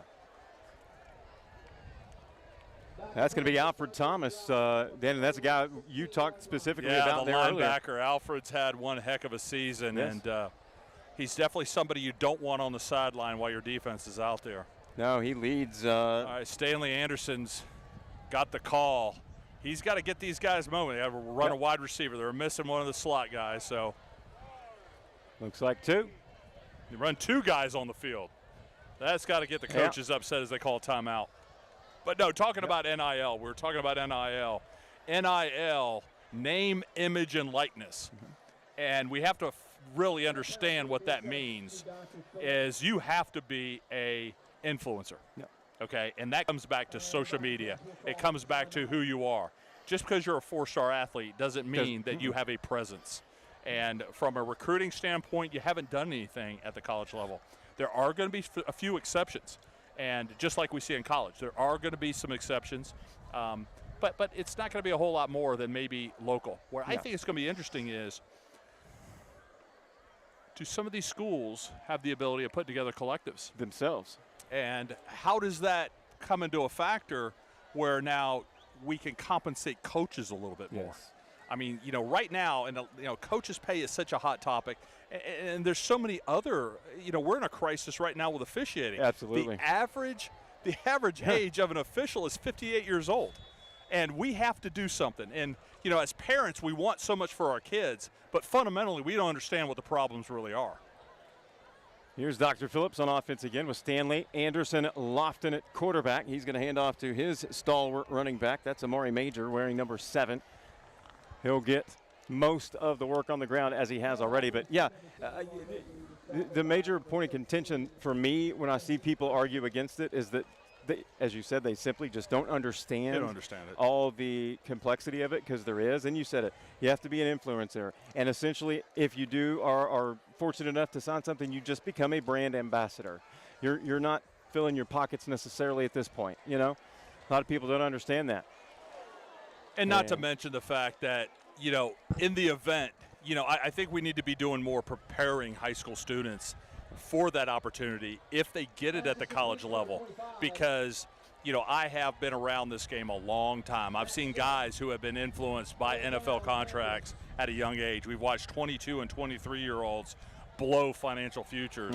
And now we're putting that same kind of responsibility on 18-year-olds and very young parents that really – don't understand financial awareness in a lot of those cases as well. Good play there by Olympia as that play went for naught. Dr. Phillips trying to get a first down there, and that's going to bring up 4th and 1 deep in their own territory. Looks like they're going to go for broke here. And again, that comes back to what you have started, and that's the educational aspect of it, or focusing on the educational aspect of it. To get to these kids and families. And I think that's the most important part to me. And we have movement. That's going to make a 4th and 1, a 4th and 6. And that very well might change Rodney Wells' mind. And again, another just self-inflicted We talked about wound. at the beginning of the game, right? 2 evenly matched programs, what's going to be the differential? It's execution and it's penalties. And right now, Olympia has won that battle so far in this game. You've got to be frustrated if you're Coach Rodney Wells and the DP staff, knowing your intention to go out there is to freeze the other team and get them to jump off sides. And one of your guys does it. And that does not equate to a win. Harris back again to punt. Hasn't had the best of nights. This one's going to spiral, land near midfield, take Dr. Phillips' bounce, but it's going to be fielded, and midfield is where Olympia will start 1st and 10. 2 minutes to play here in the third, 17-0. Olympia in control. But, we're seeing a lot of colleges struggle with collectives and raising money for their own programs. And unfortunately, until the NCAA gets involved or we see national legislation on NIL, it's all controlled by the state. So Texas is going to have different rules than Georgia, and Georgia's going to have different rules than Florida. And, you're going to have other programs that have more expendable assets. But, what people have to realize, too, is the kind of money that these colleges put into their facilities. I mean, when I played college football, we had a bench to get dressed on. These kids have freaking lazy boy recliners in their locker room. It's amazing. And video games and everything else. And, I think they're compensated fairly well. I am an advocate on a lot of ways for NIL because of the fact that these universities have profited greatly over a number of people. Gosh. And but I think they missed the boat on how to do it. Yeah. And they kicked that can down the road so long that it's out of Pandora's box. Yeah. But again, I think that the FHSA has to be smart about this. They're going to take their time and come up with legislation to propose to the state of Florida. What do you, in your experience, with this, what do you think that timetable might be, Dan? From everybody I'm talking to, I don't see it happening before the end of this school year, Okay. meaning next spring. But, every indication is they should have something in place that will go effective by summertime. So if you're a class of 2025, 26, I think you have to understand what you can. And again, what NIL is meant to do is put some money into kids' pockets. It's not out to make them rich. Yeah. But there are some cases where that's happening. So do you have a plan? Do you understand taxation? Do you understand the legal aspects of contracts? Yeah. One big pitfall is the fact that you cannot sign a legal contract under the age of 18. Yep. So, the parents are going to have to sign it. And who are you talking to? And are they taking advantage of you? Do you understand contracts? So, Great decision there's so there many by things. Gainius, sorry, Dan, to pull that one. And you're right, there's just so many moving parts and so much. Do you ever see a federally organizational governing body legislating NIL? Or is it going to take so long by that time, as you said, kick the can over with? I think you got a two-headed problem. One is the NCAA has very little power over college athletics anymore. The conferences are mega conferences, and they don't need them. Good point.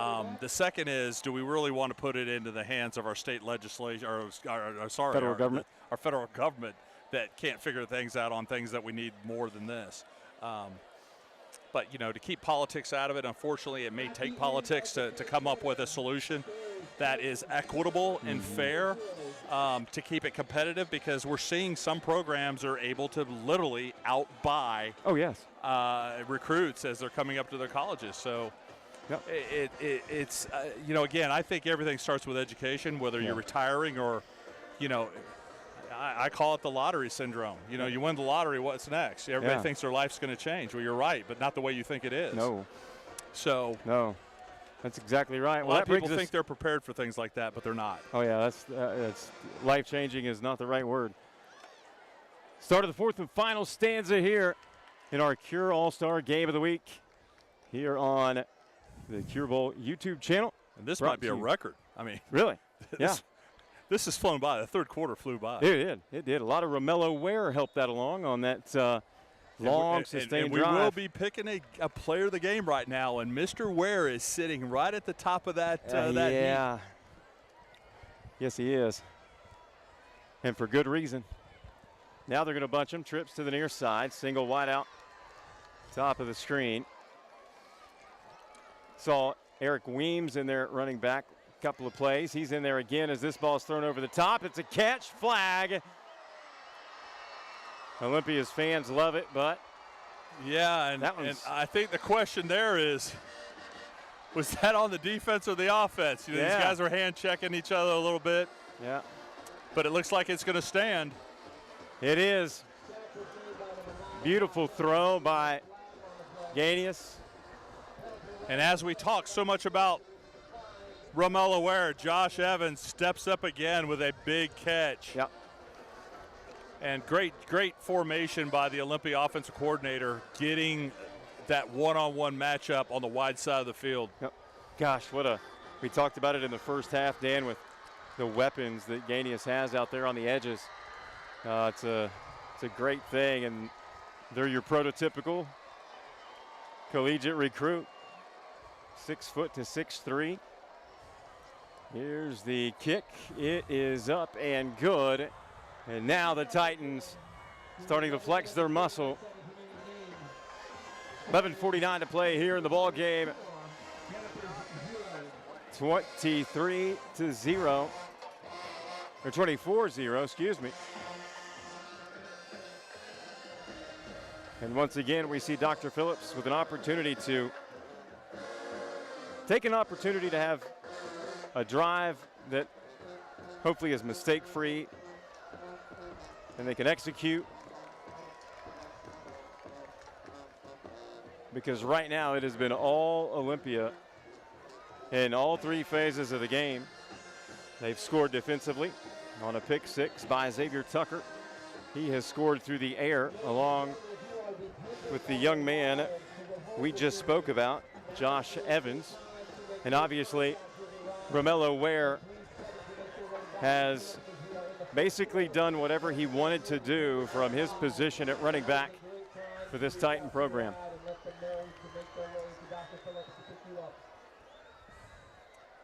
And I tell you, what a great game to kick off this Cure All-Star Game of the Week. You know, again, sponsored by the Orlando Sports Foundation.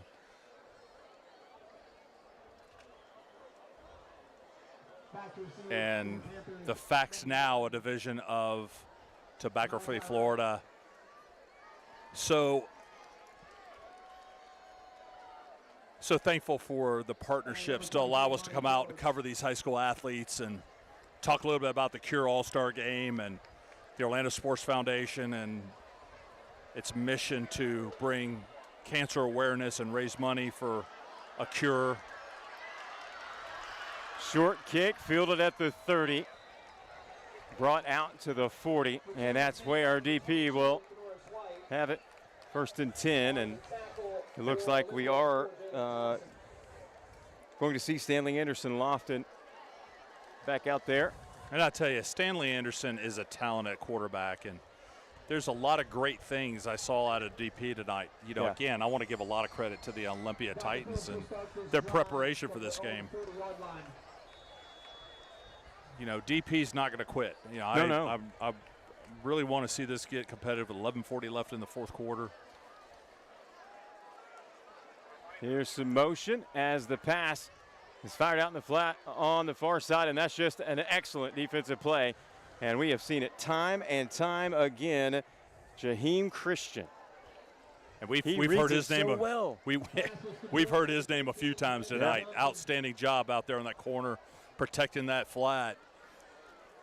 Yeah, tonight we've seen great tackling. Great tackling by the defense of Olympia tonight. Yeah. Well, they're finishing the play defensively, and it's refreshing. Here's 2 receivers to the near side. Anderson Lofton looks, tucks, runs. 40. Gets some of that back on the sideline. Gets the first down and more. He's got speed. Finally upended before he can get to the 30, but that's one of those bright spots.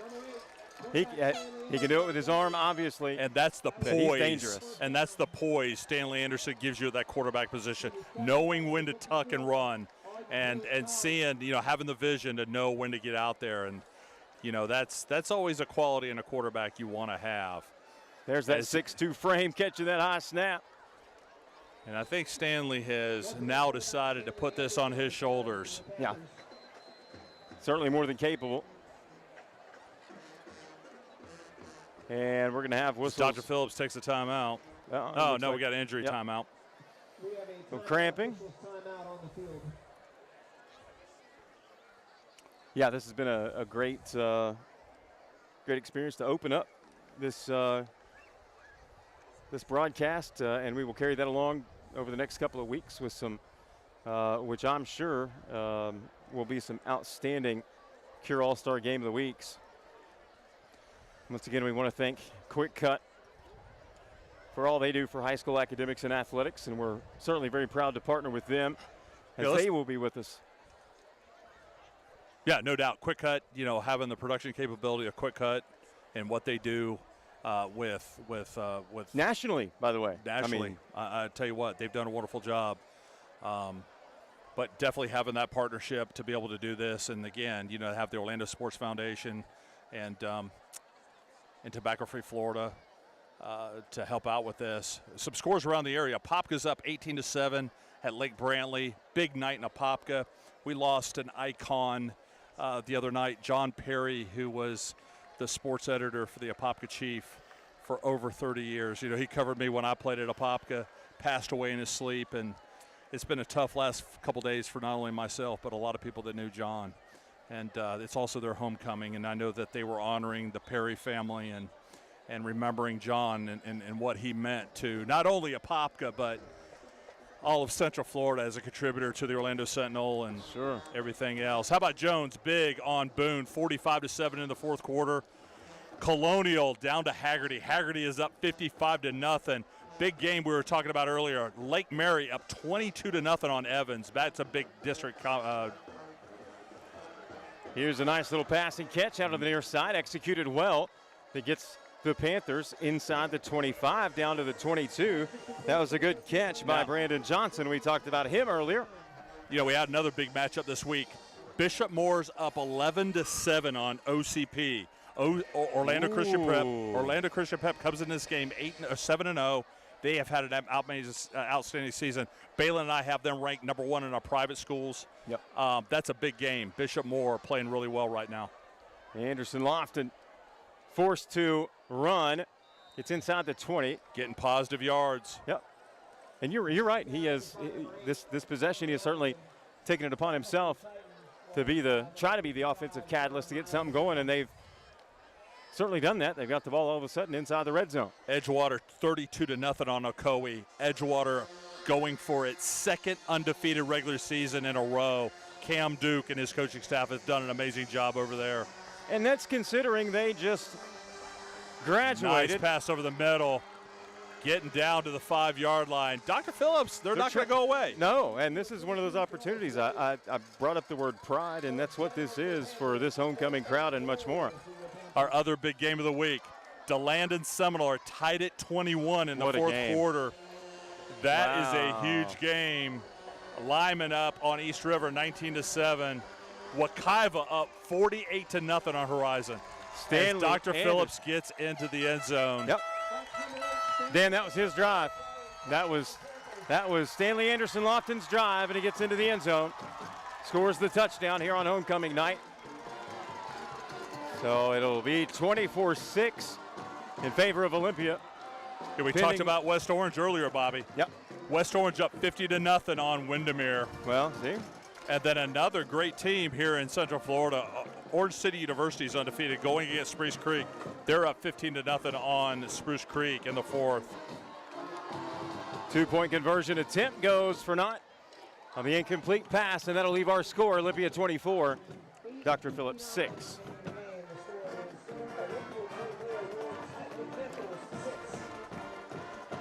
So Dan, tell us who you like, who you think we'll see standing at the top of the heap out of all these phenomenal schools that are going to be entering the postseason out of Orange County. You know, and this is why it's so fun to watch high school football as the season progresses. You know, you've got to talk about, you know, early in the season, I predicted Jones to be one of the top programs in the area. They had a gauntlet of a schedule. You know, they didn't start out really well from a win-loss standpoint, but they have really kicked it into gear. I think Jones is going to be strong heading into the playoffs. You've got to talk about Edgewater. Again, Edgewater has done all the right things. Well, that's what I was going to say. After graduating the number 1 running back in the nation, Baxter, right, who just happens to be suiting up for the Longhorns. I mean, for them to continue that, very impressive. Yeah, and you know they've got a great. And, you know, I got an opportunity to see Edgewater, and I think Edgewater is one of the most well-rounded teams in the area. You know, they've got a solid defense. They have a consistent offense. Special teams looks really good, and they proved it. You know, we've seen it week in and week out with the Eagles. Again, I think Jones is really starting to come together and gel. They have a lot of talent, a lot of young talent. We're going to see them really come together here the last few weeks. Lake Mary. I love Lake Mary. A lot of people love Lake Mary. I know they've got some big games coming up. You know, they've got Apopka next week, and then they follow up with at Seminole. We will be covering that Lake Mary at Seminole game here in 2 weeks.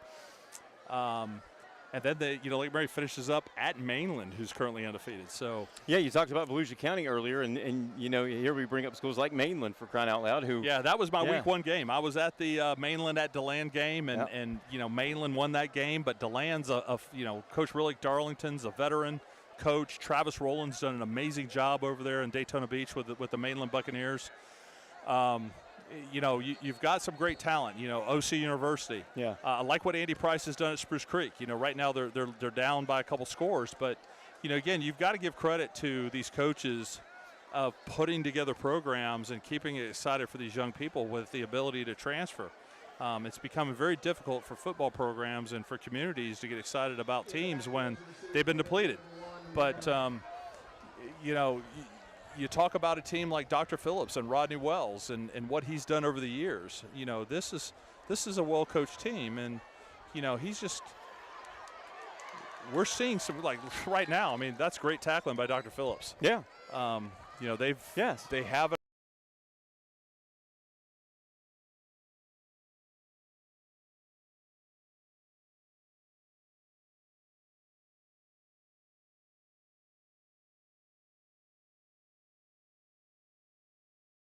scenario starting this week. I've purposely not talked about it.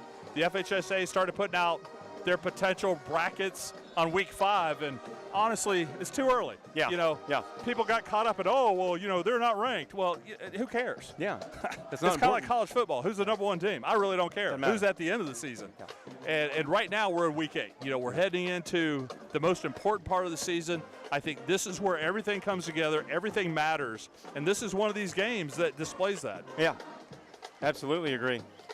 Here's Ganius back in there again for Olympia. They are in control. He fakes the handoff, keeps it with his legs. I tell you what, right up the hash. He's looked a good competitor. tonight, he really has. He has effectively run that offense. And outside of that one drive where they had some hiccups with false starts, in terms of his ability to execute the offense on a regular basis, he is really solid. And it shows. I mean, they're soon to be 5-2. I mean, listen, Olympia's had a great game plan coming in. It's to do one thing really well, and that was to run the ball. And when you run the ball effectively, a lot of things can happen for you. And you've got 2 offensive philosophies. You either run the ball to throw it or you throw it to run it. Yeah. It's not hard. It's the execution that's hard. That's it. We're going to go trips to the near side. Here's a nice pitch. Option to Romello Ware. Yep. Well read defensively as well. We've seen some bright spots from that Dr. Phillips secondary. No doubt about it. Their defense has been on the field a lot tonight because of the offense not being able to stay on the field and get drives down the field. So you've got to give credit to the defense for hanging in there. I mean, and we've seen some great stops. We've seen some great great plays by defensive players here for DP. Again, it comes down to consistency. You know, when we start seeing false starts on plays that it shouldn't even happen. No. Whether it's a wide receiver or offensive lineman. From these caliber teams as well. Well, it's any team. Any team, yeah. Any team. I mean, again, you've got to take the mentality of the game of football as simplifying it and keep it easy. And the first thing you do is eliminate mistakes. Yeah. Here we have whistles blow again almost prior to the snap. We got another flag on the play. There's a false start on Olympia. So, you know, they're putting themselves in a hole on second down. Yep. 7:10 to play here in this opening week of the Cure All-Star Game of the Week. This has been fun, Dan. Yeah, no doubt about it. I've got to give a lot of credit. You know, the Dr. Phillips band did a wonderful job tonight. Did a great job at halftime. The cheerleaders have done a good job. Can't really see a whole lot. You see some dancing with the Olympia band over there, but Dan, I think it's also worth telling our loyal viewers that, you know, the situation that we're in tonight is very unique for us as broadcasters due to some technical difficulties. We are now on top of the press box. We can't hear each other talk. We're totally winging it, and I think we've done a tremendous job. Yeah, so that needs to be noted. A lot of people don't realize that there is some effort that goes behind this. Yeah. But what a vantage point we have. If you want to see a difference, click over to NFHS Network and you'll see the least amount of effort in covering high school football. But Ganius once again brings his men to the line of scrimmage. 3rd and 5. Question is, do you give it off to Ware here? And the answer is yes. Yep. He's going to take it for the first down and more. And He's more. got the edge. That's, It's coming back. yep. It's As coming he back. tiptoes. He goes out at the 1, but it another is coming flag. back. It looked like there was a little bit of a blocking issue there, a little illegal block downfield. Hey, listen, Malachi Wright was on his horse, and he was not going to let Romello Ware get to the end zone. I tell you what, it just proves that I was not wrong making him Nope. an Orlando Touchdown Club Player of the Week a few weeks ago. Nope, Kid is not a bit. talented, and I tell you what, he's going to be exciting to watch in his senior year next year. Yeah.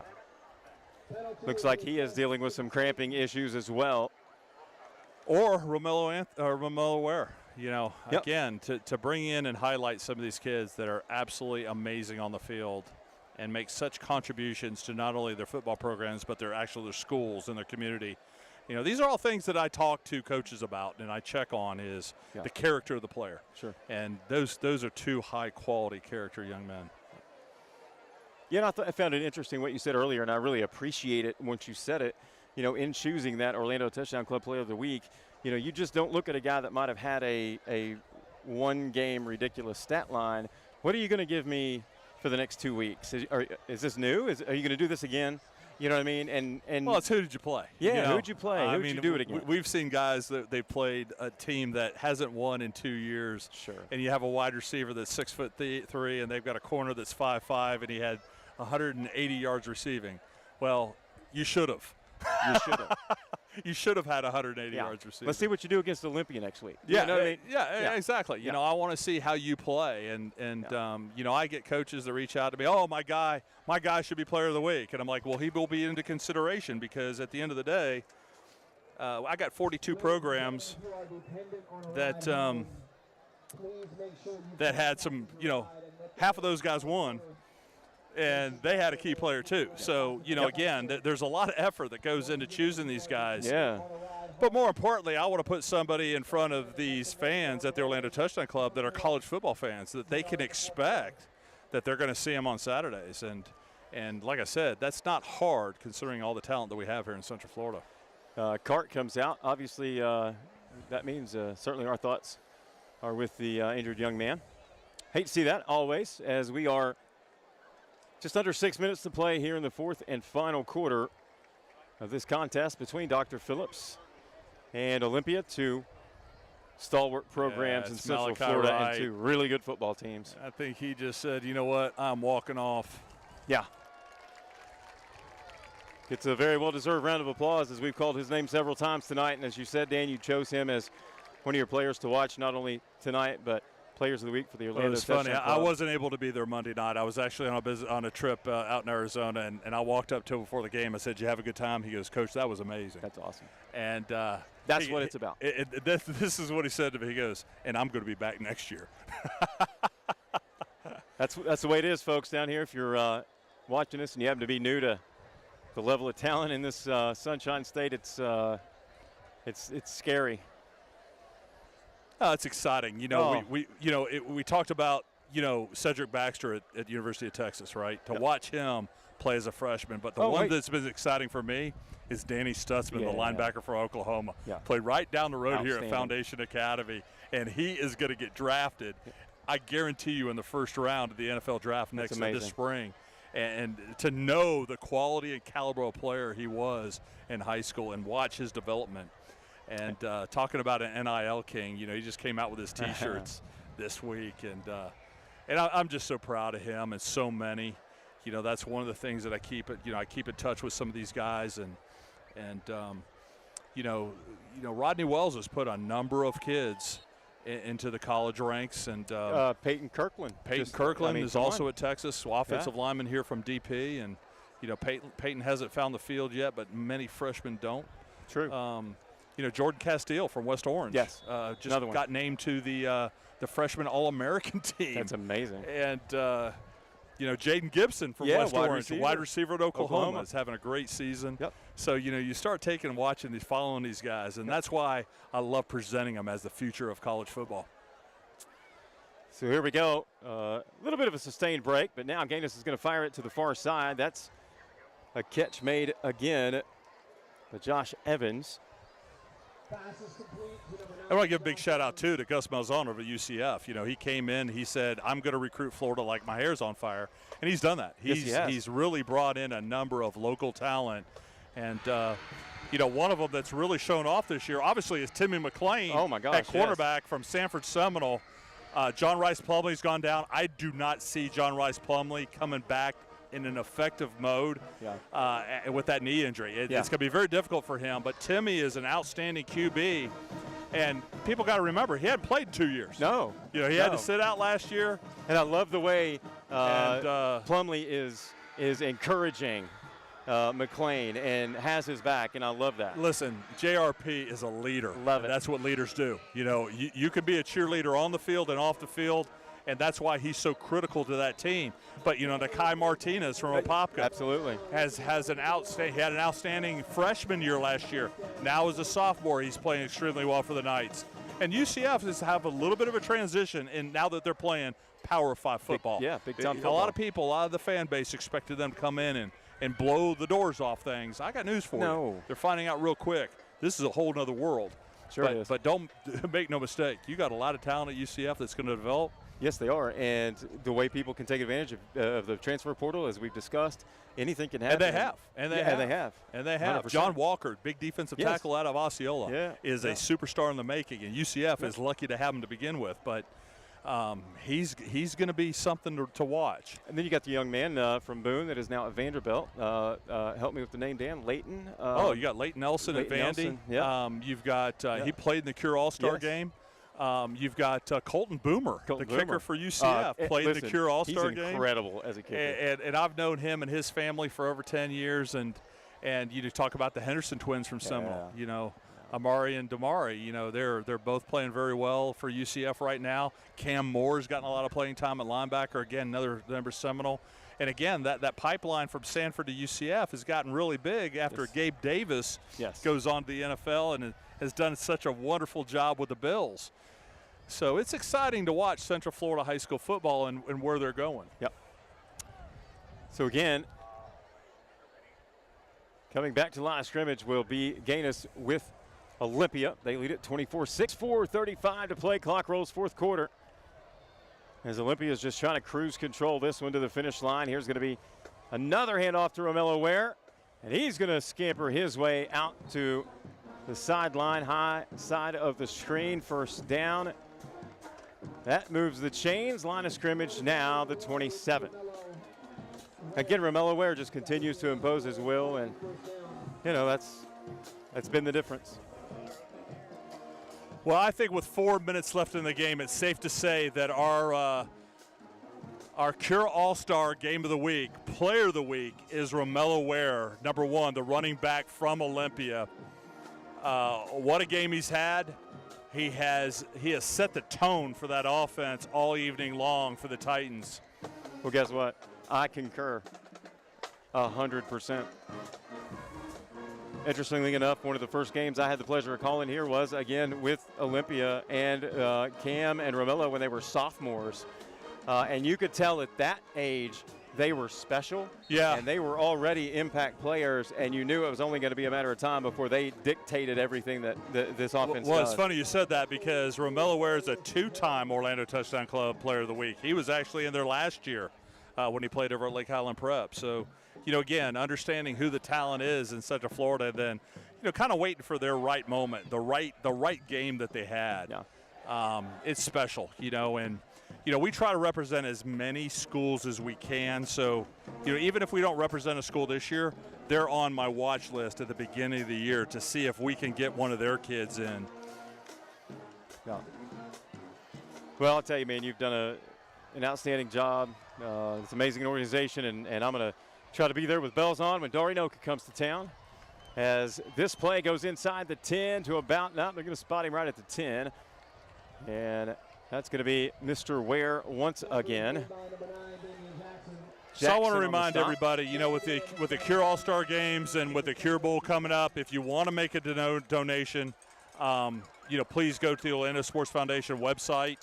Please make a donation because there isn't anybody that we know that has not been affected by this horrible disease. Olympia comes to the line of scrimmage. They're going to try to take this one home. We apologize for the sirens, something going on behind us. Here's a handoff up the middle, just what they've done the entirety of the second half. We're down to the one, looks like a 1-2 yard line. They've done it to perfection, Dan. You got to give credit to that offensive line. You know, minus a couple false starts, they have controlled that line of scrimmage all night.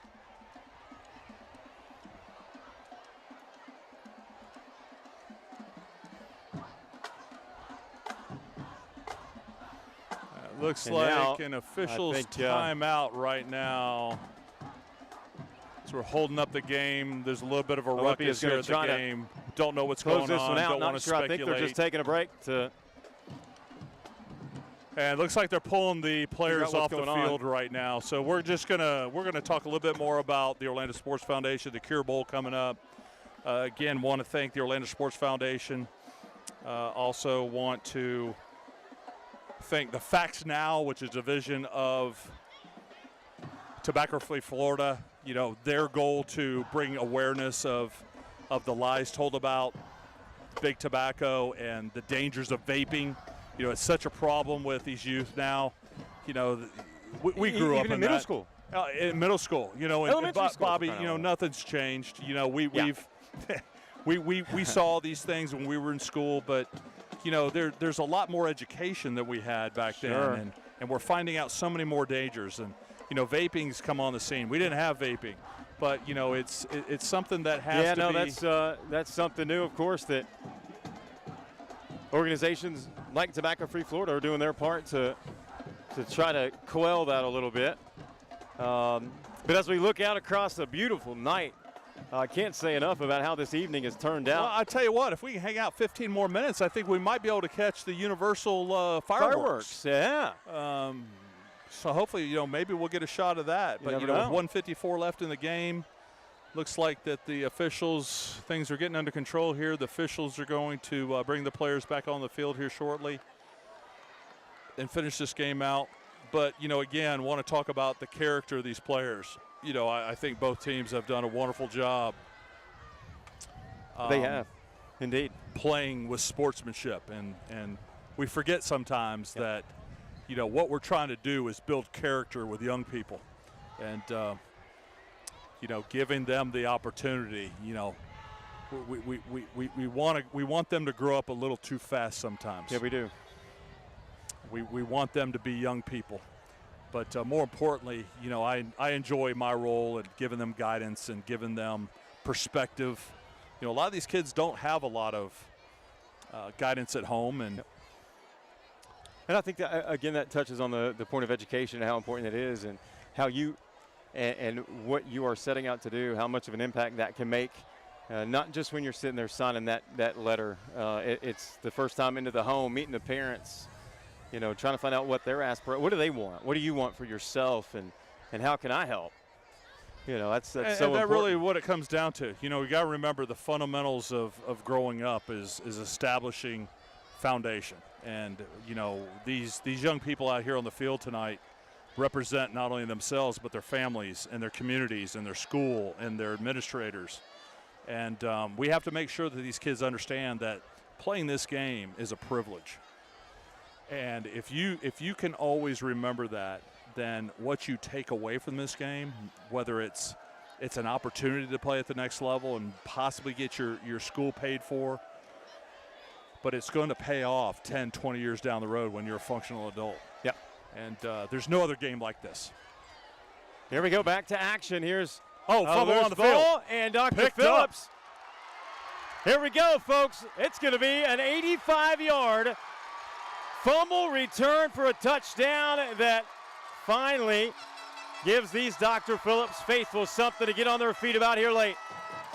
And what a way to be rewarded. We talked about how great the defense has played all night.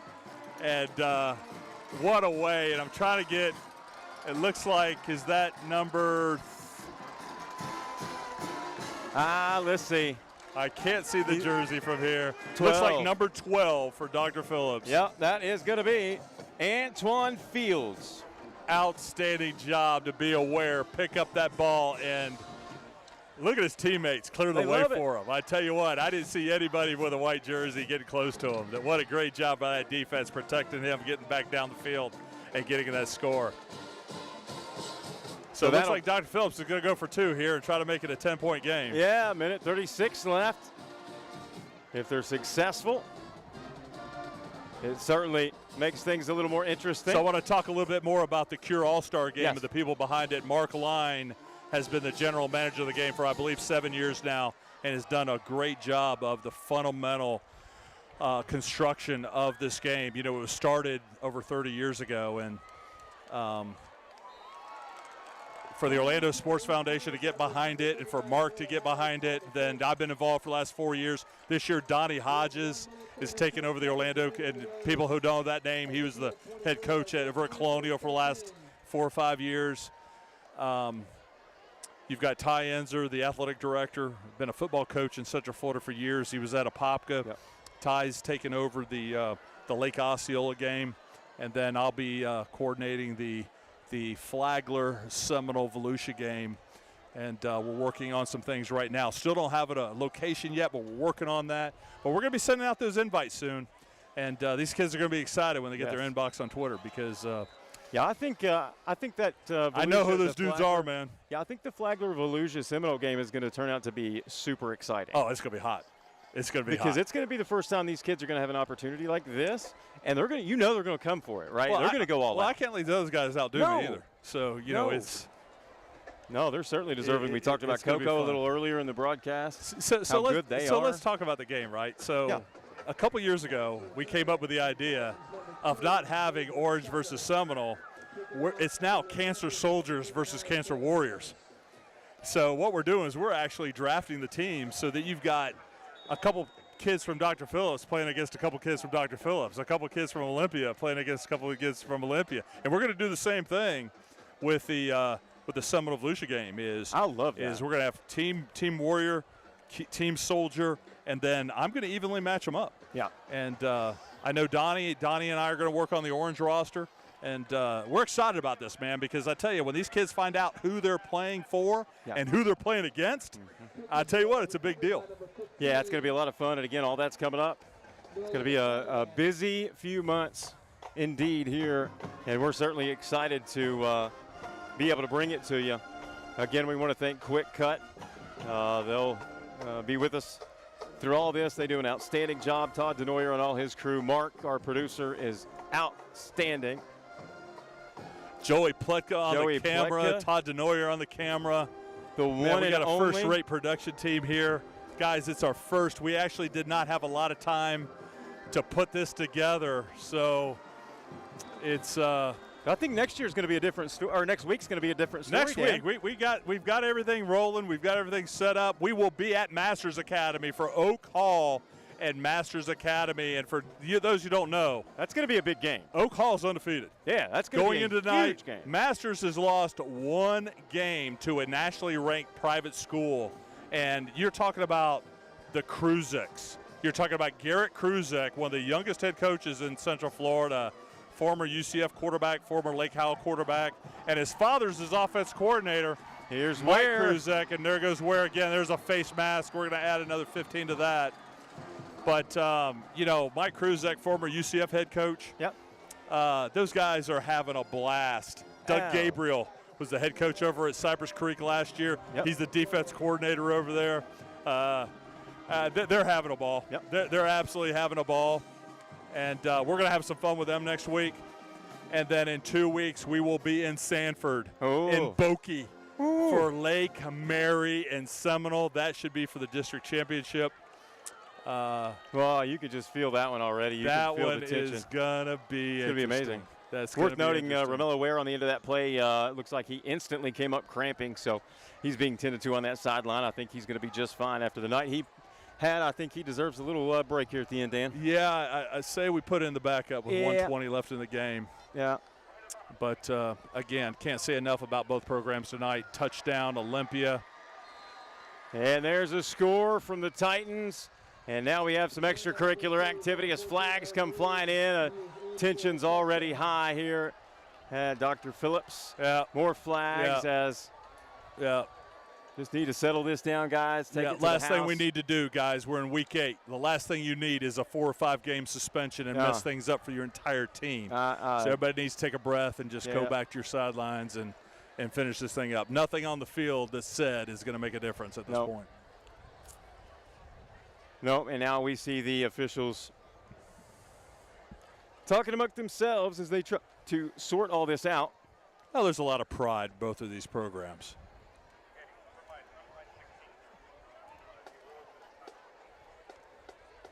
Dan, I think we're gonna be pretty close to some fireworks, man. That was a good call. I kind of forgot about that, as our vantage point allows us to see over inside Universal Studios. All the lights up and down International Drive. Beautiful backdrop here, Harry Potter World in particular.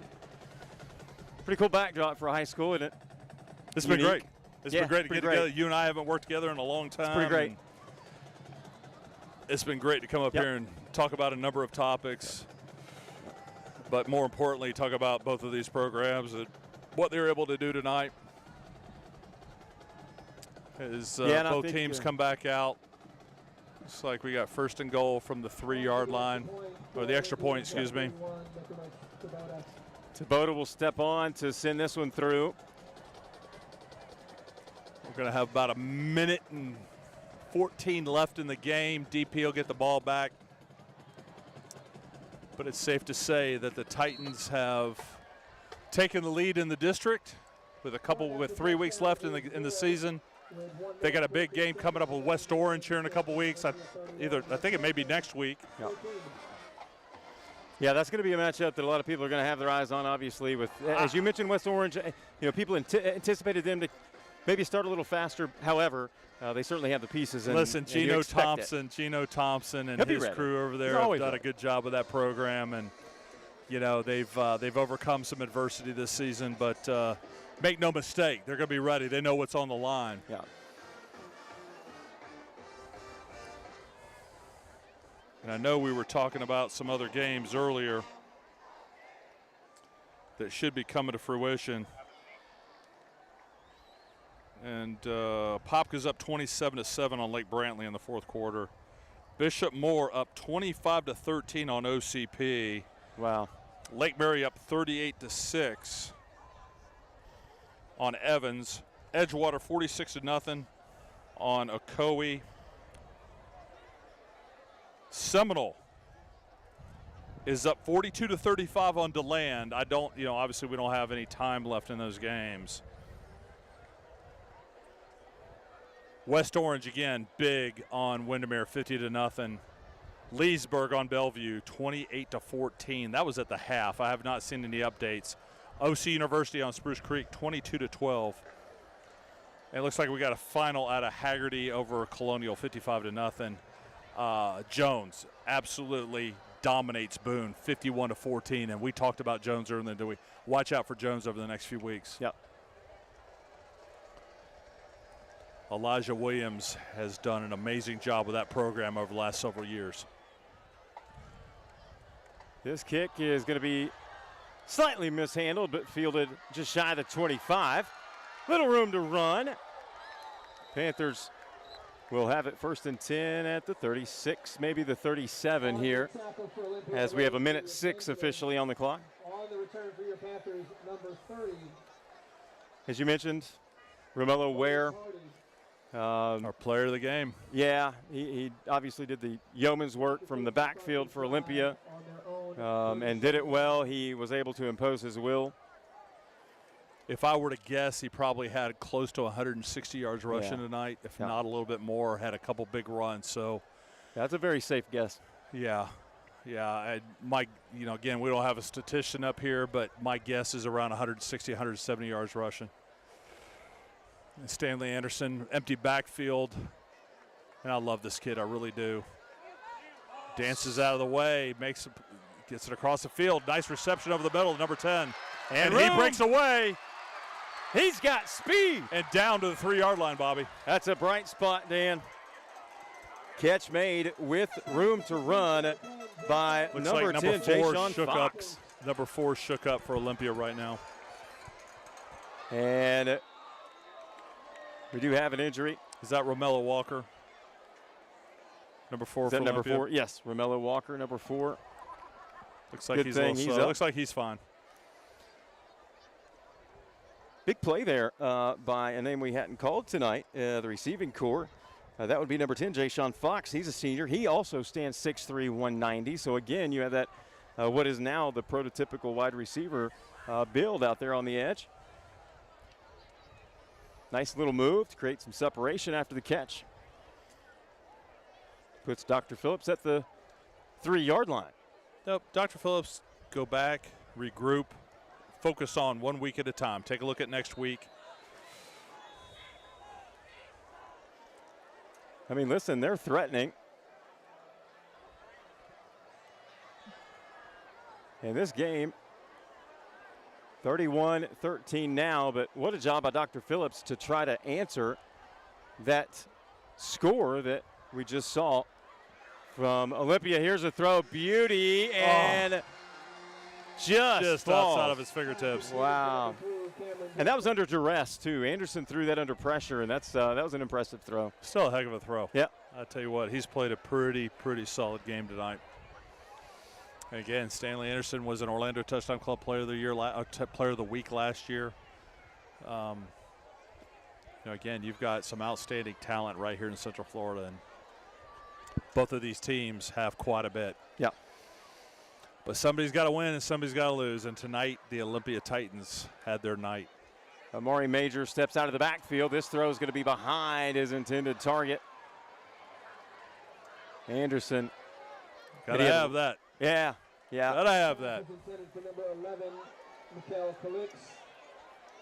And that's another, hey, listen, Calix, we haven't talked about him at all. He's the number 2 receiver on this team, Dan. Yeah. It just dawned on me. A lot of stuff went on getting us up top here. But again, you got to give a lot of credit to as Stanley Anderson takes it in for his second score. And I'm just going to go out and say it now. Let's give another player of the game. I say we give it to Stanley Anderson. I'm okay or with Dr. that. Phillips. Hey, listen, he led his keep it team when he very well easily could have shut it down to 2 scores late. Well, I tell you, what I like about Stanley and what he displayed tonight was a lot of leadership. Yep. And the ability to stay the course no matter what was happening around him. And again, to get to know these young people, he's definitely one of the ones that are very impressive. Yeah, he's great impressed toss me over the tonight. middle. That's a great job. So we got about 23 seconds left. Yep. Get that 2-point conversion. Olympia's up 31-21. So I think we're going to see Olympia take a knee and put this thing to bed. Yeah, they're not going to take any more chances, I wouldn't imagine, but I want to agree with you wholeheartedly. I think Stanley Anderson has earned his name being called because of what he's done, obviously through the entirety of the game, but most importantly for me at least, the last 2 drives when it was all but over. And you're right, the leadership showed itself. Very impressive.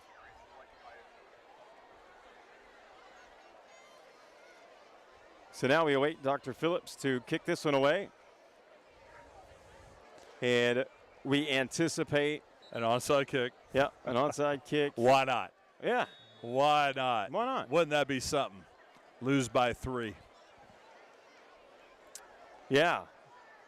Well, that's why you play the game, man. You got to play it every minute. That's exactly why. And we've seen crazier things happen in this game.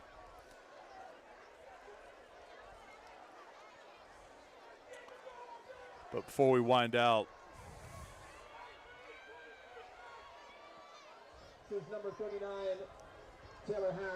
want to once again thank the Orlando Sports Foundation and the Facts Now, a division of Tobacco-Free Florida, with their mission of awareness of the lies from big tobacco and the dangers of vaping and what it means to influence this point onto young people. The mission of the Orlando Sports Foundation and Dr. Phillips has got the ball.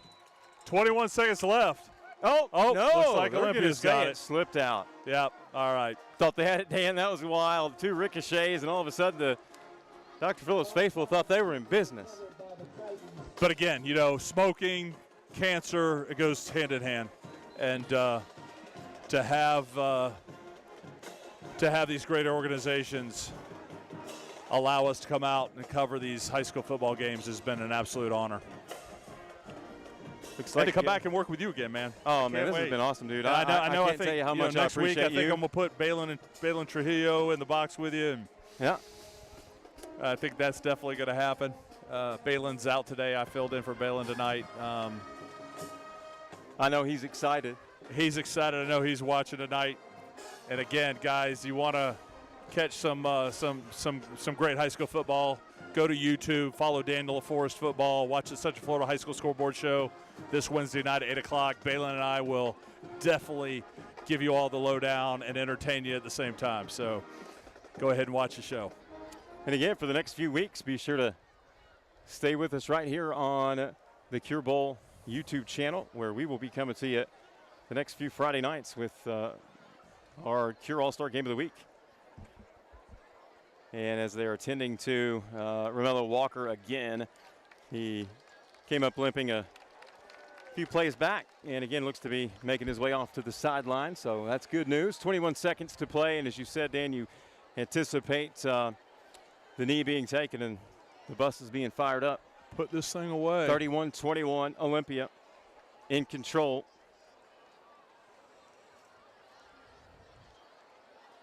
Dr. Phillips certainly had opportunities on drives throughout the game that just kind of fizzled out. 2 of them in the red zone. 1 was a turnover, and then a big pick 6 by Xavier. Was that Xavier? Yeah. That was Xavier Tucker with the pick 6 a little earlier. And of course, Romello Ware, number 1 in white. He and Stanley Anderson, Orlando Touchdown Club, players of the night. And here we'll see the knee. And we will see the final 21 seconds tick off the clock here in this one, which is our original broadcast for the next 4 weeks. We're going to be coming to you right here. Dan, it's been amazing. Yes, it has. Love working with you. Can't wait to do it again, man. Yep. And It's going to be fun. See you guys next Friday night, live from Masters Academy. So. Yep. That'll do it for us. For Quick Cut, we appreciate them. Todd DeNoyer, Mark, our producer, Joey on the camera. For Dan LaForest, I'm BA, Bobby Allen. Thanks so much for tuning in right here on Quick Cut.